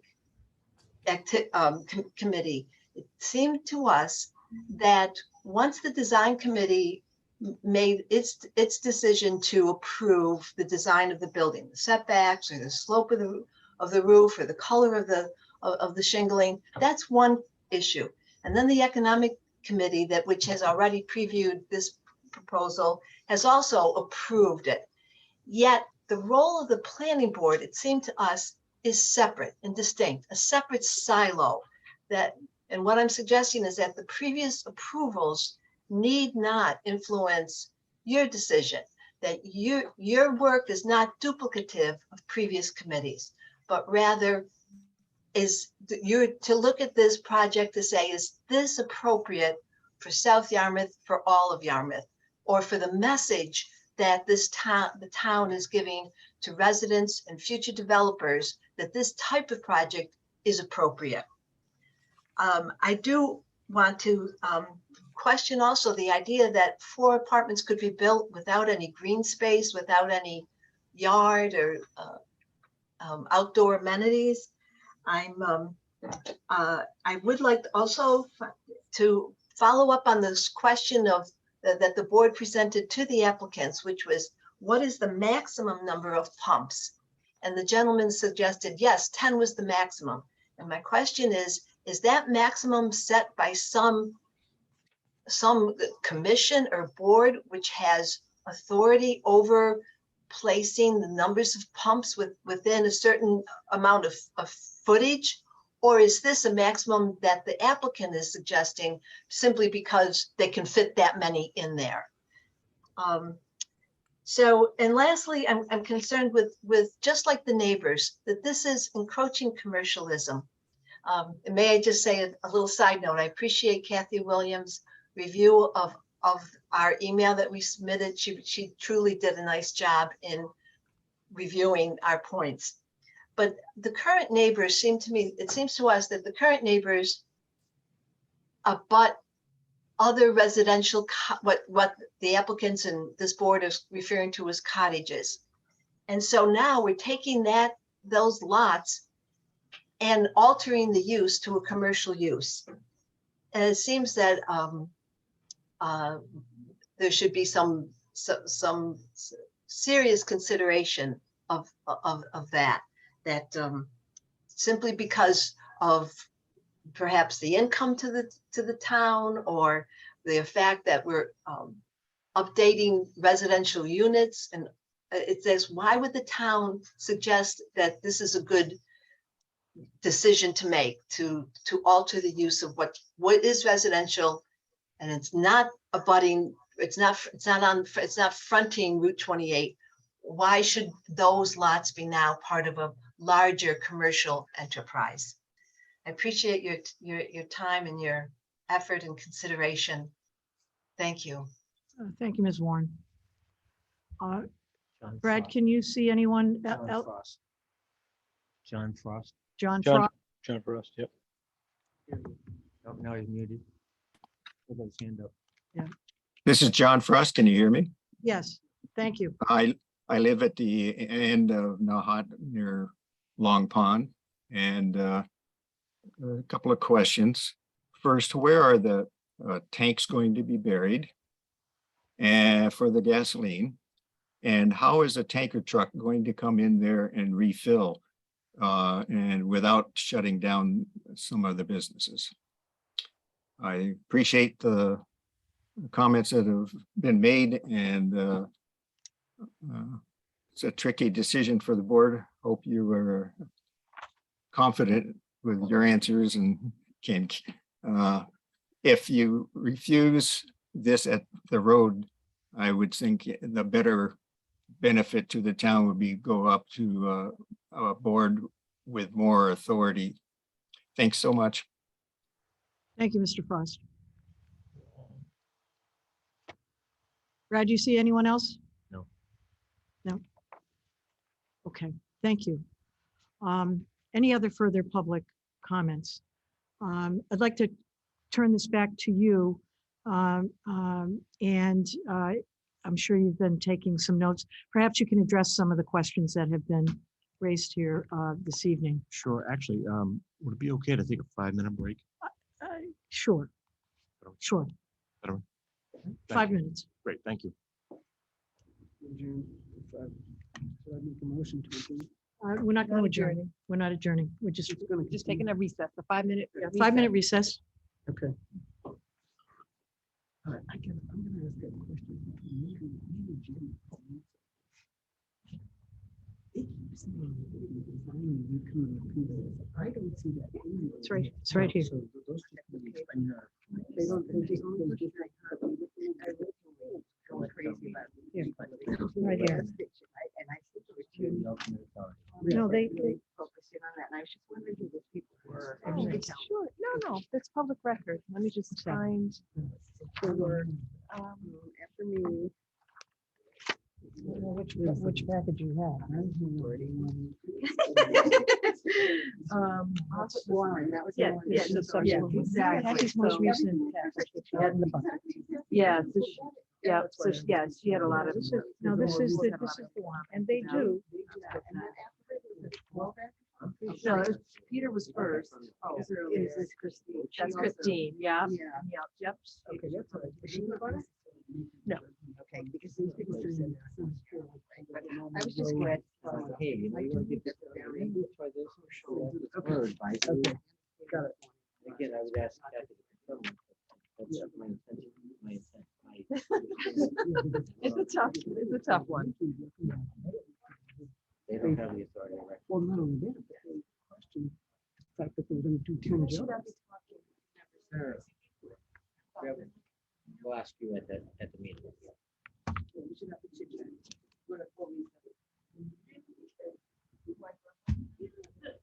Yes, why don't we get a clarification? Clarify that.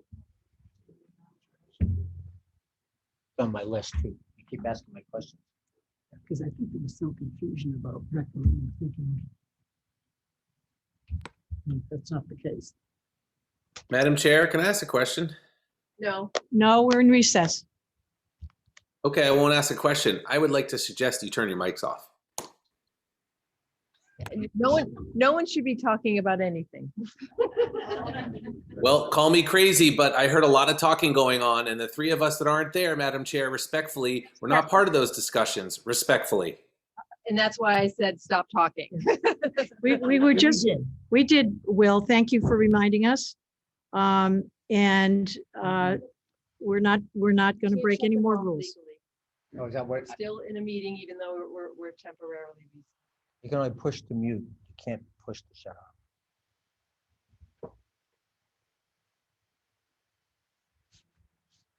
That certainly shut us up. Something that says we're.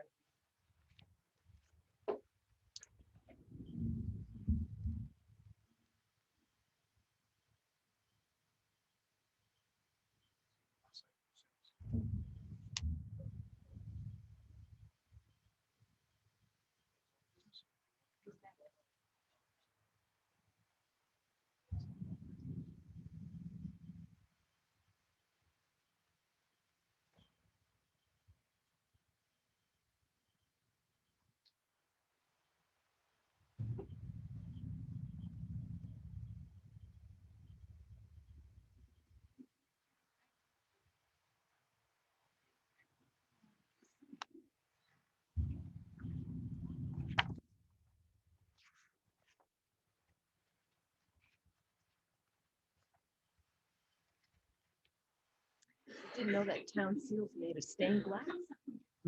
Seals made of stained glass.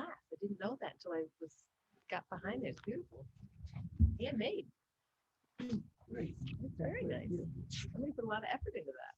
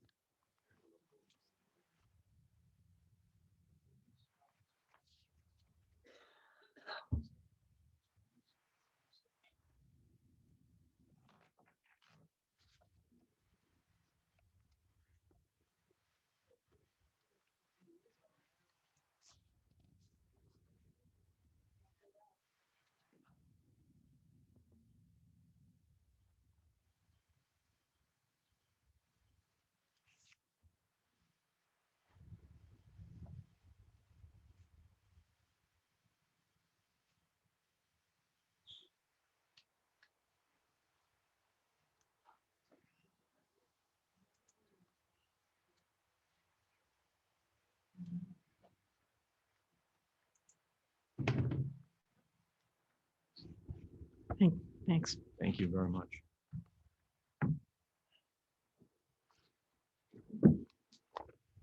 Okay, I'd like to call the meeting back to order. The recess has ended. Mr. Tardif? Madam Chairman, we've listened to everything. We've taken copious notes. At this point, what I'd like to do is, before we go any further, is to ask for a withdrawal without prejudice. Okay. You can discuss whether you'd like to accept that, but typically boards accept that. It just means that they could bring it back if they wanted to, but they're withdrawing it right now. Okay. I'd like to just ask if any board members have any questions with regard to that or concerns. Yes, Susan? What does withdrawal with prejudice mean? Withdraw with prejudice? Withdraw without prejudice. So if you would, what does withdrawal with prejudice mean? well, I'm not asking for that, but without Well, no, I prejudice just- means I just can come for my back clarif- with this project Okay. as a road project back to this board, and we can reconvene and start another hearing. I'd rather not have a negative vote, that's all. Okay. Yeah. Is there So- such a thing as withdrawal with prejudice? Usually not. Yeah, I mean, It's called a negative that vote. would be, that would not be in the. Well said, Jim. There Probably is something that That says might with not be prejudice, in or, the but, you favor know, of the maybe that, applicant. maybe we'd want to consider that, but I, Thank you, Mr. Charlie. So may I have a motion? So moved. Second. What- if- I'd like to finish. Okay. I think, well, the attorney made a smart call, just as one member of the planning board. That's all. I'd like to have a, if I may have a motion that's been requested by the applicant for road application 2022-1 for property located at 1276 and 1282 Route 28, South Yarmouth, Massachusetts, to withdraw the application without prejudice. so moved. So moved. May I have a second? Second. I'm sorry, who? I Jim moved, moved and I Susan seconded. seconded. Brad third. And I'd like to do roll call. Brad Goodwin, Aye. Liz Hartsgrove, I have actually a question before I vote. Is there any discussion before the vote? yes, there can be. I apologize. I apologize. Yes, there can be discussion. On the motion, yes. Discussion is, or my question is, we've heard a lot of comments tonight, and there's a lot of problems with this that's before us. I just don't want to see a Xerox copy and a few tweaks here and there, and then our time again dealing with this and having to withdraw from with prejudice or whatever. I want to make sure that it is a different, it's very clear that the plan that's before us next time is not what's before us tonight. So that's my concern. Okay, comments will be so noted. Thank you. Any other comments or discussion? Madam Chair. Yes, Mr. Um, Saban. I understand where Liz comes from with having to repeat our efforts. I'd like to believe that the applicant has heard our concerns, and before they come back, if they come back, that they will address those concerns in a very thoughtful way, so we don't have to keep going back to the same questions that many of us have.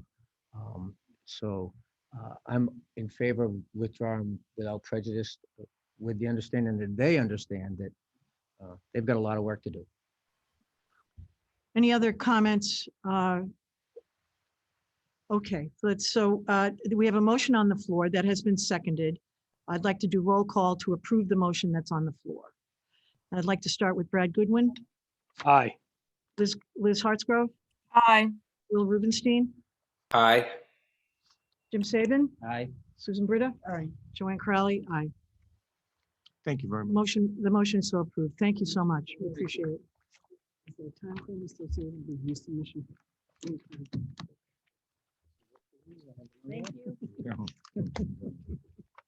Thank you all for coming. We appreciate it. Thank you so much. Thank you. We appreciate the time. It's a lot of work put into it.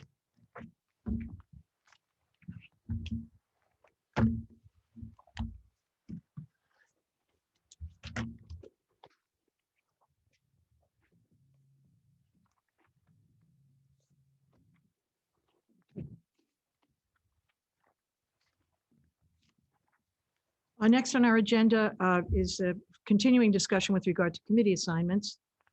With the departure of Liz Hartsgrove, very sorry to have you leave our planning board, Liz. This will be your last meeting? Can I ask a question about that? Yes. Liz, technically your term ends on July 31st. So were you planning on leaving slightly early? The reason I bring it up is CPA is having a meeting in July. And if you're still on and can attend, I think they would like to know that. If not, then they would like us to reappoint someone so that they will be able to have, they're having some quorum issues and they want to be sure that they have quorum. I get it. I haven't been, there hasn't been any communication to me as to when that is. Do you know when that date is? Just, she'll be right with you, Liz. We'll close the door. Thank you. Sorry. We can't see you from this end of it. All we can see is you three. So she could be doing the hula behind you and we wouldn't know, so. Help me out, Liz. That's what I- Yeah, I'm sorry, I don't know. I had talked to them, John Marie, about maybe sending out an inquiry to you. So I honestly don't know when it is. I do know that they have a topic that they wanted to vote on. So if you're not sure you can make it or whatever that, like I say, they're having some quorum issues. So I'm not able to commit to something that I don't know. So, and I can't verify. So at this time, I would have to say no. I will not be able to make it. I don't think they said anything, just so you know. I think she was just wondering whether you were truly end of June, because that's what your email had indicated versus end of July. So are you ending at the end of June or the end of July? June. Darn. I was think fine that with is- that. All right, I'm sorry.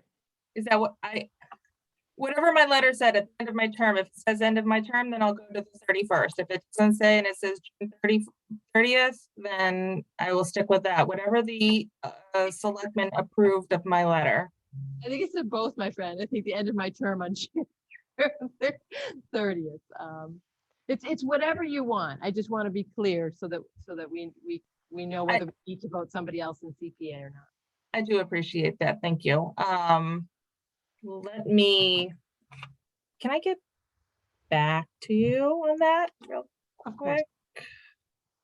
Yeah, Yeah. we're gonna have another meeting in July, so we could maybe bring it up then if it's something that you don't think you can do. Maybe we can get a date for you too from CPA.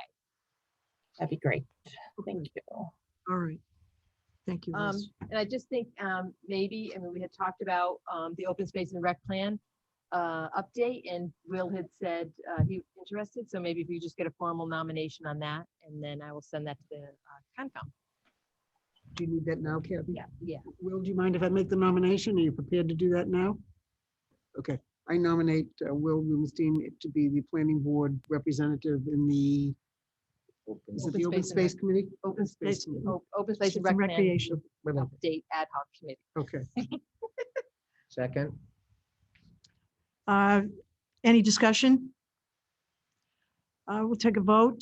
Brad Goodwin, Aye. Liz Hartsgrove, Aye. Will Rubenstein, Aye. Jim Saban, Aye. Susan Britta, Aye. Joanne Crowley, aye. Passes unanimously. Thank you, Will. We appreciate that. Thank you so much. Any other on committee assignments, Kath? That was it. Fine. Planning board, we've received a note in our packet from the town administrator, Mr. Rittenhour. The Board of Selectmen would like various boards and commissions and committees to identify what we would hope would be their top 3 priorities as members of the planning board.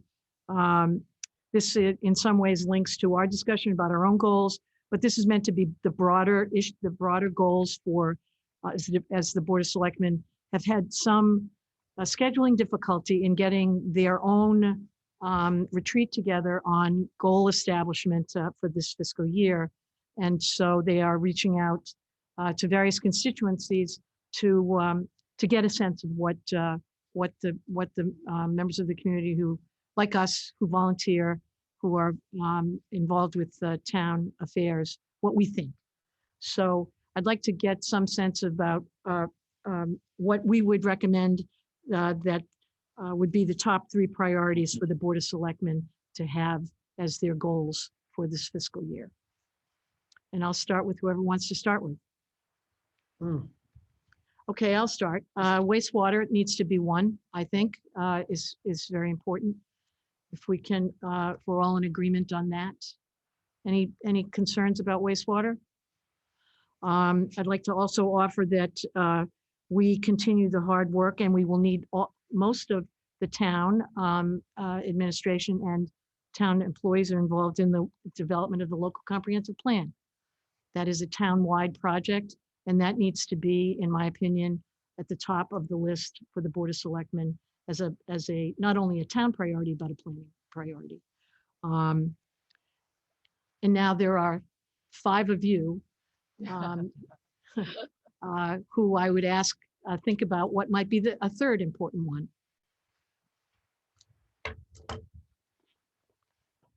We need answers right now. Right now, Okay. I'll jump in. please. Housing is a critical issue in this community. We need to look at addressing the issues of housing. Period. I'd say try to help out the property at the 4 corners there across from South Sea Ave. That property is blighted. It needs some kind of nudge and maybe some kind of grant, some kind of kiss from the town of Yarmouth to get them some of the funding so they could start and knock that eyesore down. You talking about Great The Island? Great Island? Great Island. Yes. Great Island? That's a good one. Is that like something where it would be like economic development and with a task under it of doing? Yes, they need some help. They're between a rock, it's like almost a chicken and the egg, and it's such a blight on Yarmouth. Yarmouth needs some help on that one. And we need the selectmen to pressure the congressman, the representatives to Beacon Hill and just try to get a grant or some kind of, even a low interest loan, something. I'm gonna do that. Anyone else? Finish the drive-in site, please. That could also be something that could be considered, it could be considered infrastructure, it could be considered economic development, it could be considered recreation. I mean, that I certainly. don't care about the rest of that stuff. I've got one, Madam Chair. Please. It's a little bit inside baseball, but maybe Mr. Saban would also appreciate this. But the budgeting process of the town of Yarmouth needs a massive streamline and overhaul. And I would encourage the town of Yarmouth Board of Selectmen to take advantage of the opportunity that the assistant town administrator is providing with his decades of knowledge and systems that make sense, that seem reasonable, and that will streamline, I'll just use this kindly, Madam Chair, Byzantine process that we have after two cycles on the Capital Budget Committee, as well as other members of this board who have done the same. That would be my third highest priority. Thank you. So I would second Mr. Smith. the capital budget process you're talking about specifically? I would be glad to take off the word capital and just use budget process if that would encompass more and become more of a wider town goal. I know, again, it's navel gazing a little bit, but since you're asking the people that do navel gazing, to me, it is number 3 with a bullet. Now he sounds like a DJ. All right. I just don't know this, I don't know anything about the other aspects of the budgeting or whether how many issues are with that. I'm very clear on your concerns with the capital budget process. Well, they're sort of all connected, Kathy. Sorry to interrupt. Like the way that town department heads do whatever voodoo they do, and that voodoo somehow connects to capital budget voodoo, it's voodoo. I don't know how else to say it. Hopefully Mr. Saban's nodding his head because I can't see him right now. I am 100% with you, Mr. Rubenstein, and I would say that it's the budgeting process. That's not just capital, but the entire budgeting process in this town has been antiquated for years. So I would concur with my fellow board members' position. Thank you, Mr. Saban. You're quite welcome. Madam Chair, could I make a suggestion? Yes, you may. I'm piggybacking on Will's use of the word systems. An upgrade or review of almost all operating systems. In particular, I'm interested in things like permitting. Permitting is going to be a huge issue as the wastewater project comes down 28. And our permitting process is extremely cumbersome. It's old fashioned. It's everyone complains about it. It takes too long. And is there something that can be done to upgrade some of the internal operating systems of Town Hall to make it more user-friendly and more efficient? Or words to that effect? Okay. Because we need to be in front of that as we face these development opportunities. And Okay. I don't want this to turn into a laundry list. Yeah. I'm just trying to lump things together, so Yep. maybe Right. it's about government efficiencies yes, and streamlining, and it can include the budget process as well as the Yes. permitting. yep. If you're just putting that as a bullet with some notes, I would also suggest that while we're at it, a review of all departments' personnel structure, where, for example, the planning department could probably use a few more people, Yep. and maybe the DPW a few less. But I think in a review of the entire town's employment structure and where we need and where we don't need. I mean, I look at the planning department and Kathy's up to her eyeballs, and she can't get anything done.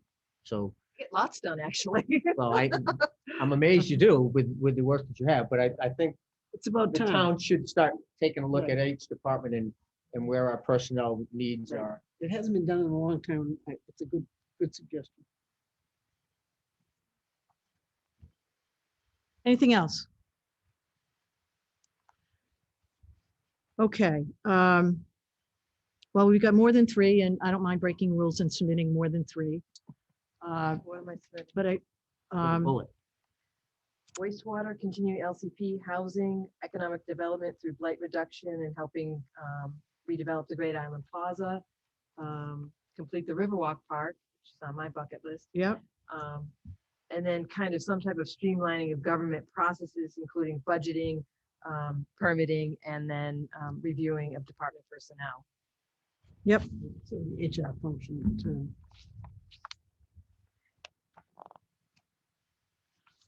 Is that That's good. correct? Yeah. Okay, that's good. Everyone okay with that? May have to rewatch the video to get that, but. Yeah. There's also some pretty good language, Kathy, from the vision plan on this. Oh, And I think we've mimicked most of that, which is a nice link. Okay. Will that be a formal correspondence from the planning board to them? I was Or just it going would to be say the you? planning, I'll just send an email to the town administration saying the planning board met. Great. Excellent. Okay, great. Meeting minutes. May I have a motion to accept the minutes of our May 18th meeting, So moved. 2022? So moved. I need a second. Second. Any discussion on that? Those meeting minutes were from the hearing, and they're quite comprehensive. Thank you again. More testimony, so it's a little bit more detail when it's people's testimony. I want to get it accurate. Yeah, no, it was very, Thank you, Kathy. They were excellent. very important, and it was, as usual. Thank you. We have a second. We have a motion on the floor. We'll do roll call. Brad Goodwin, Approved. Will Rubenstein, Aye. Liz Hartsgrove, Aye. Jim Saban, Aye. Susan Britta, Joanne Crowley, aye. Any committee updates? No, you may have one. Not my committee, but I was at a committee meeting yesterday. I think it was, is it your committee, CEDC? Yeah, I did not make yesterday's meeting. So the CEDC yesterday had a meeting and they discussed the issue of cannabis. And they're looking at the prohibition of cannabis in the town and the economic advantages and disadvantages, social and economic disadvantages and advantages, I should say. And starting to do some research about whether it's something that should be brought to the table in the future. So that was a discussion that was pretty well attended. I suspect we'll hear more about that in the future. Yeah, a couple of years ago, we voted to Yeah, the prohibit. town voted no on establishments. In fact, someone said the vote out of Barnstable was the highest percentage no vote in the entire state. Which doesn't, given the age of our population, that Revenues is crazy. There is some interest from various parties on the revenue implications, positive revenue implications that may be available from the retail sale. everything's delivered now. They reported that Great Barrington, Massachusetts had collected $6 million in tax revenue. I don't think that's true. It's just- However, those things are Anyway, counted. Yes. Because it's won by way, but, Talk into your mic, Jim. oh, No I'm one will sorry. be able to hear you. Sorry about that. Or your marijuana talk, they won't be able to hear you. Any other committee updates? Okay. Any board member items that we want to pick up? Yes, I'm sorry, I'm Kathy. sorry, maybe I could do it under staff update. The design review committee did meet yesterday. And to look at some revisions to the cell tower design. They kind of resubmitted it with the clock. I think you guys had seen it before. I will forward the comments around to everyone just to let you know, but the next steps for them is to go to site plan review, and then they would be submitting to the zoning board of appeals for that cell tower at the Our Lady of the Highway. Thank you, Kath. Any additional correspondence? I think you've been keeping us up to date on most everything there. Okay. Our next meeting is July 6th, at which I'm not sure what do we have an agenda? Continued hearing for the Yep. subdivision and Yeah. the special permit, Yeah. and we'll find out if which way they're heading. Okay. Of course, it's the 6A cluster development. And then our July 20th. Anything on the horizon for that, Kath, that you can see from a regulatory or approval? No, Not right nothing. now. Not anything yet. Okay, great. May I have a motion to adjourn? I'm sorry, I have Oh, one more I have thing. one more staff update. I apologize. Okay, no worry. I received, and I sent it to you guys, an email from Mary Wagon on the housing production plan schedule. That they're completing, the survey is out right now, and you can access it on the town website, and it will be open and available through June 24th. And then they're going to be working with the staff and with the consultant to kind of come up with a draft that they will be presenting to the Community Housing Committee sometime in July. And hopefully they'll finalize the draft with a presentation to the public from the Community Housing Committee in September. And then starting an actual public comment period in September. This would be the time for the planning board to, if you had individually had any comments on it as well. And then this Community Housing Committee is going to finalize the public comments, I believe, in a meeting on October 3rd. And tentatively, we haven't quite finalized it. Brad had some good comments. They were talking about maybe having the public hearing for the planning board on October 19th, but maybe we want to move that to the first meeting in November. I believe it's November 2nd, because we do want to have that fall summit with Chief Frederickson before he retires at the end of October. And then they would need to go the next month to the Board of Selectmen for their approval. So things are hopping on that front, and you'll be more information coming. Okay. Madam Chair, if I could, two items. Of course, sure. Just so when we were having a general discussion during recess, when we weren't supposed to, the question we were asking each other was one of the CEDC and site plan review. They make recommendations on a road bylaw and not an approval. Is that correct, Kathy? Everything that they provide, even the design review committee, CEDC, site plan review, is all information for you guys to accept, to toss out. It's in conjunction with the public comments that you receive and the input from the applicant at the hearing and all of that to make your decision, because you guys are the design review authority for road projects. Can I just say something? For those of you that weren't here, that I was confused because during the public comment period, at least twice, I heard someone say design review approved the plan. And I thought, gee, that's not really accurate. And then I said, is recommendation, and we were trying to figure out, does recommendation mean you actually approved it? And the answer is no. It just means they recommended the process go forward.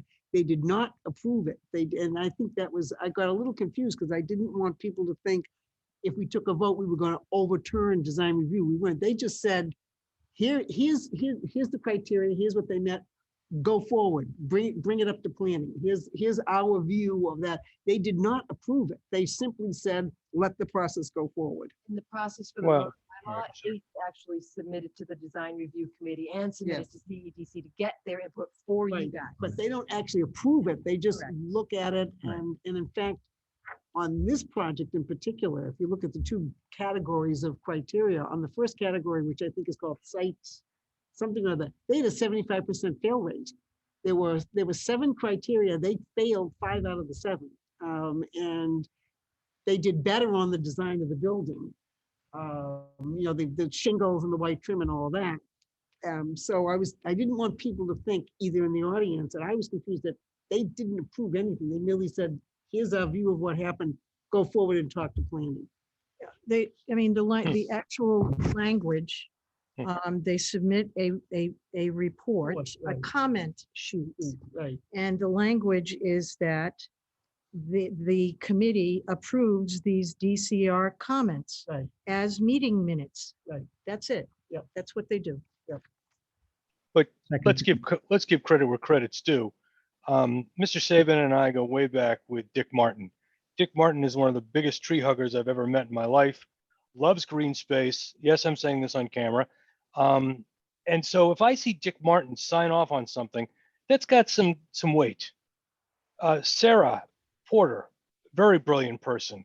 Charlie Adams loves Yarmouth. So these people carry weight with me. I'm not saying I would have agreed with them, and there are more things that'll come to light if they come back to us. But I'm just saying that they didn't approve it per se. But when the design review stamps their yes on it, and I look at the names on that list, that's some weight. But Brad, So they did not stamp yes. That was my whole point. they stamped yes that we'd like what this project did. That's what they did. I read the comments 2 or 3 times because the first blush I said, oh, it's got to be really easy. And I read it again. I went, well, I got some questions. Let me see who's on this DRC. Sorry, dyslexia. And I said, whoa, the heavy hitters were there except for Chris. I said, let me read this again. And they went through it and they didn't fail.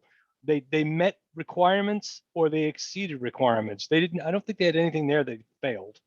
But It depends on how you look at it. If you look at it in total, they just said, and some of them, they were completely deficient. There were deficiencies in almost the entire first section, because I went back and counted. I think you're referring the to old the one. first one, Susan.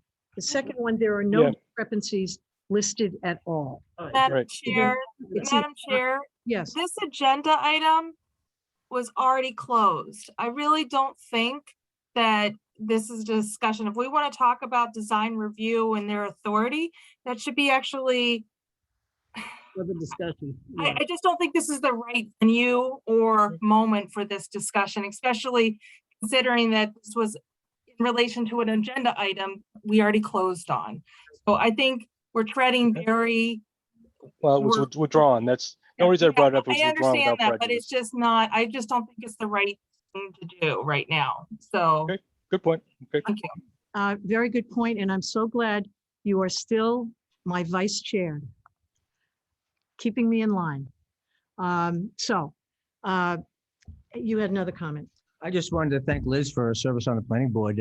Sorry I don't get to serve with you, but hope I didn't scare you off or anything, but thank you for. No, and it's nothing, it's just family commitments and and as everyone knows, your family comes first and I won't disappear forever. I'm still a resident. You may get to see me on the other side and you might not want me back. Be careful, Jim. We'd like to have you back. So may I have a motion to adjourn? So moved. In a second. Second. Thank you, Will. Any further discussion? Roll call, Mr. Goodwin, Approved. Mr. Rubenstein, Aye. Ms. Hartsgrove, Aye. Mr. Saban, Aye, and I love Brad's Ms. palm Britta? tree in the background. Ms. Crowley, yes. All right. Thanks, Liz. Thanks, Mr. Chairman. Thank you, Liz.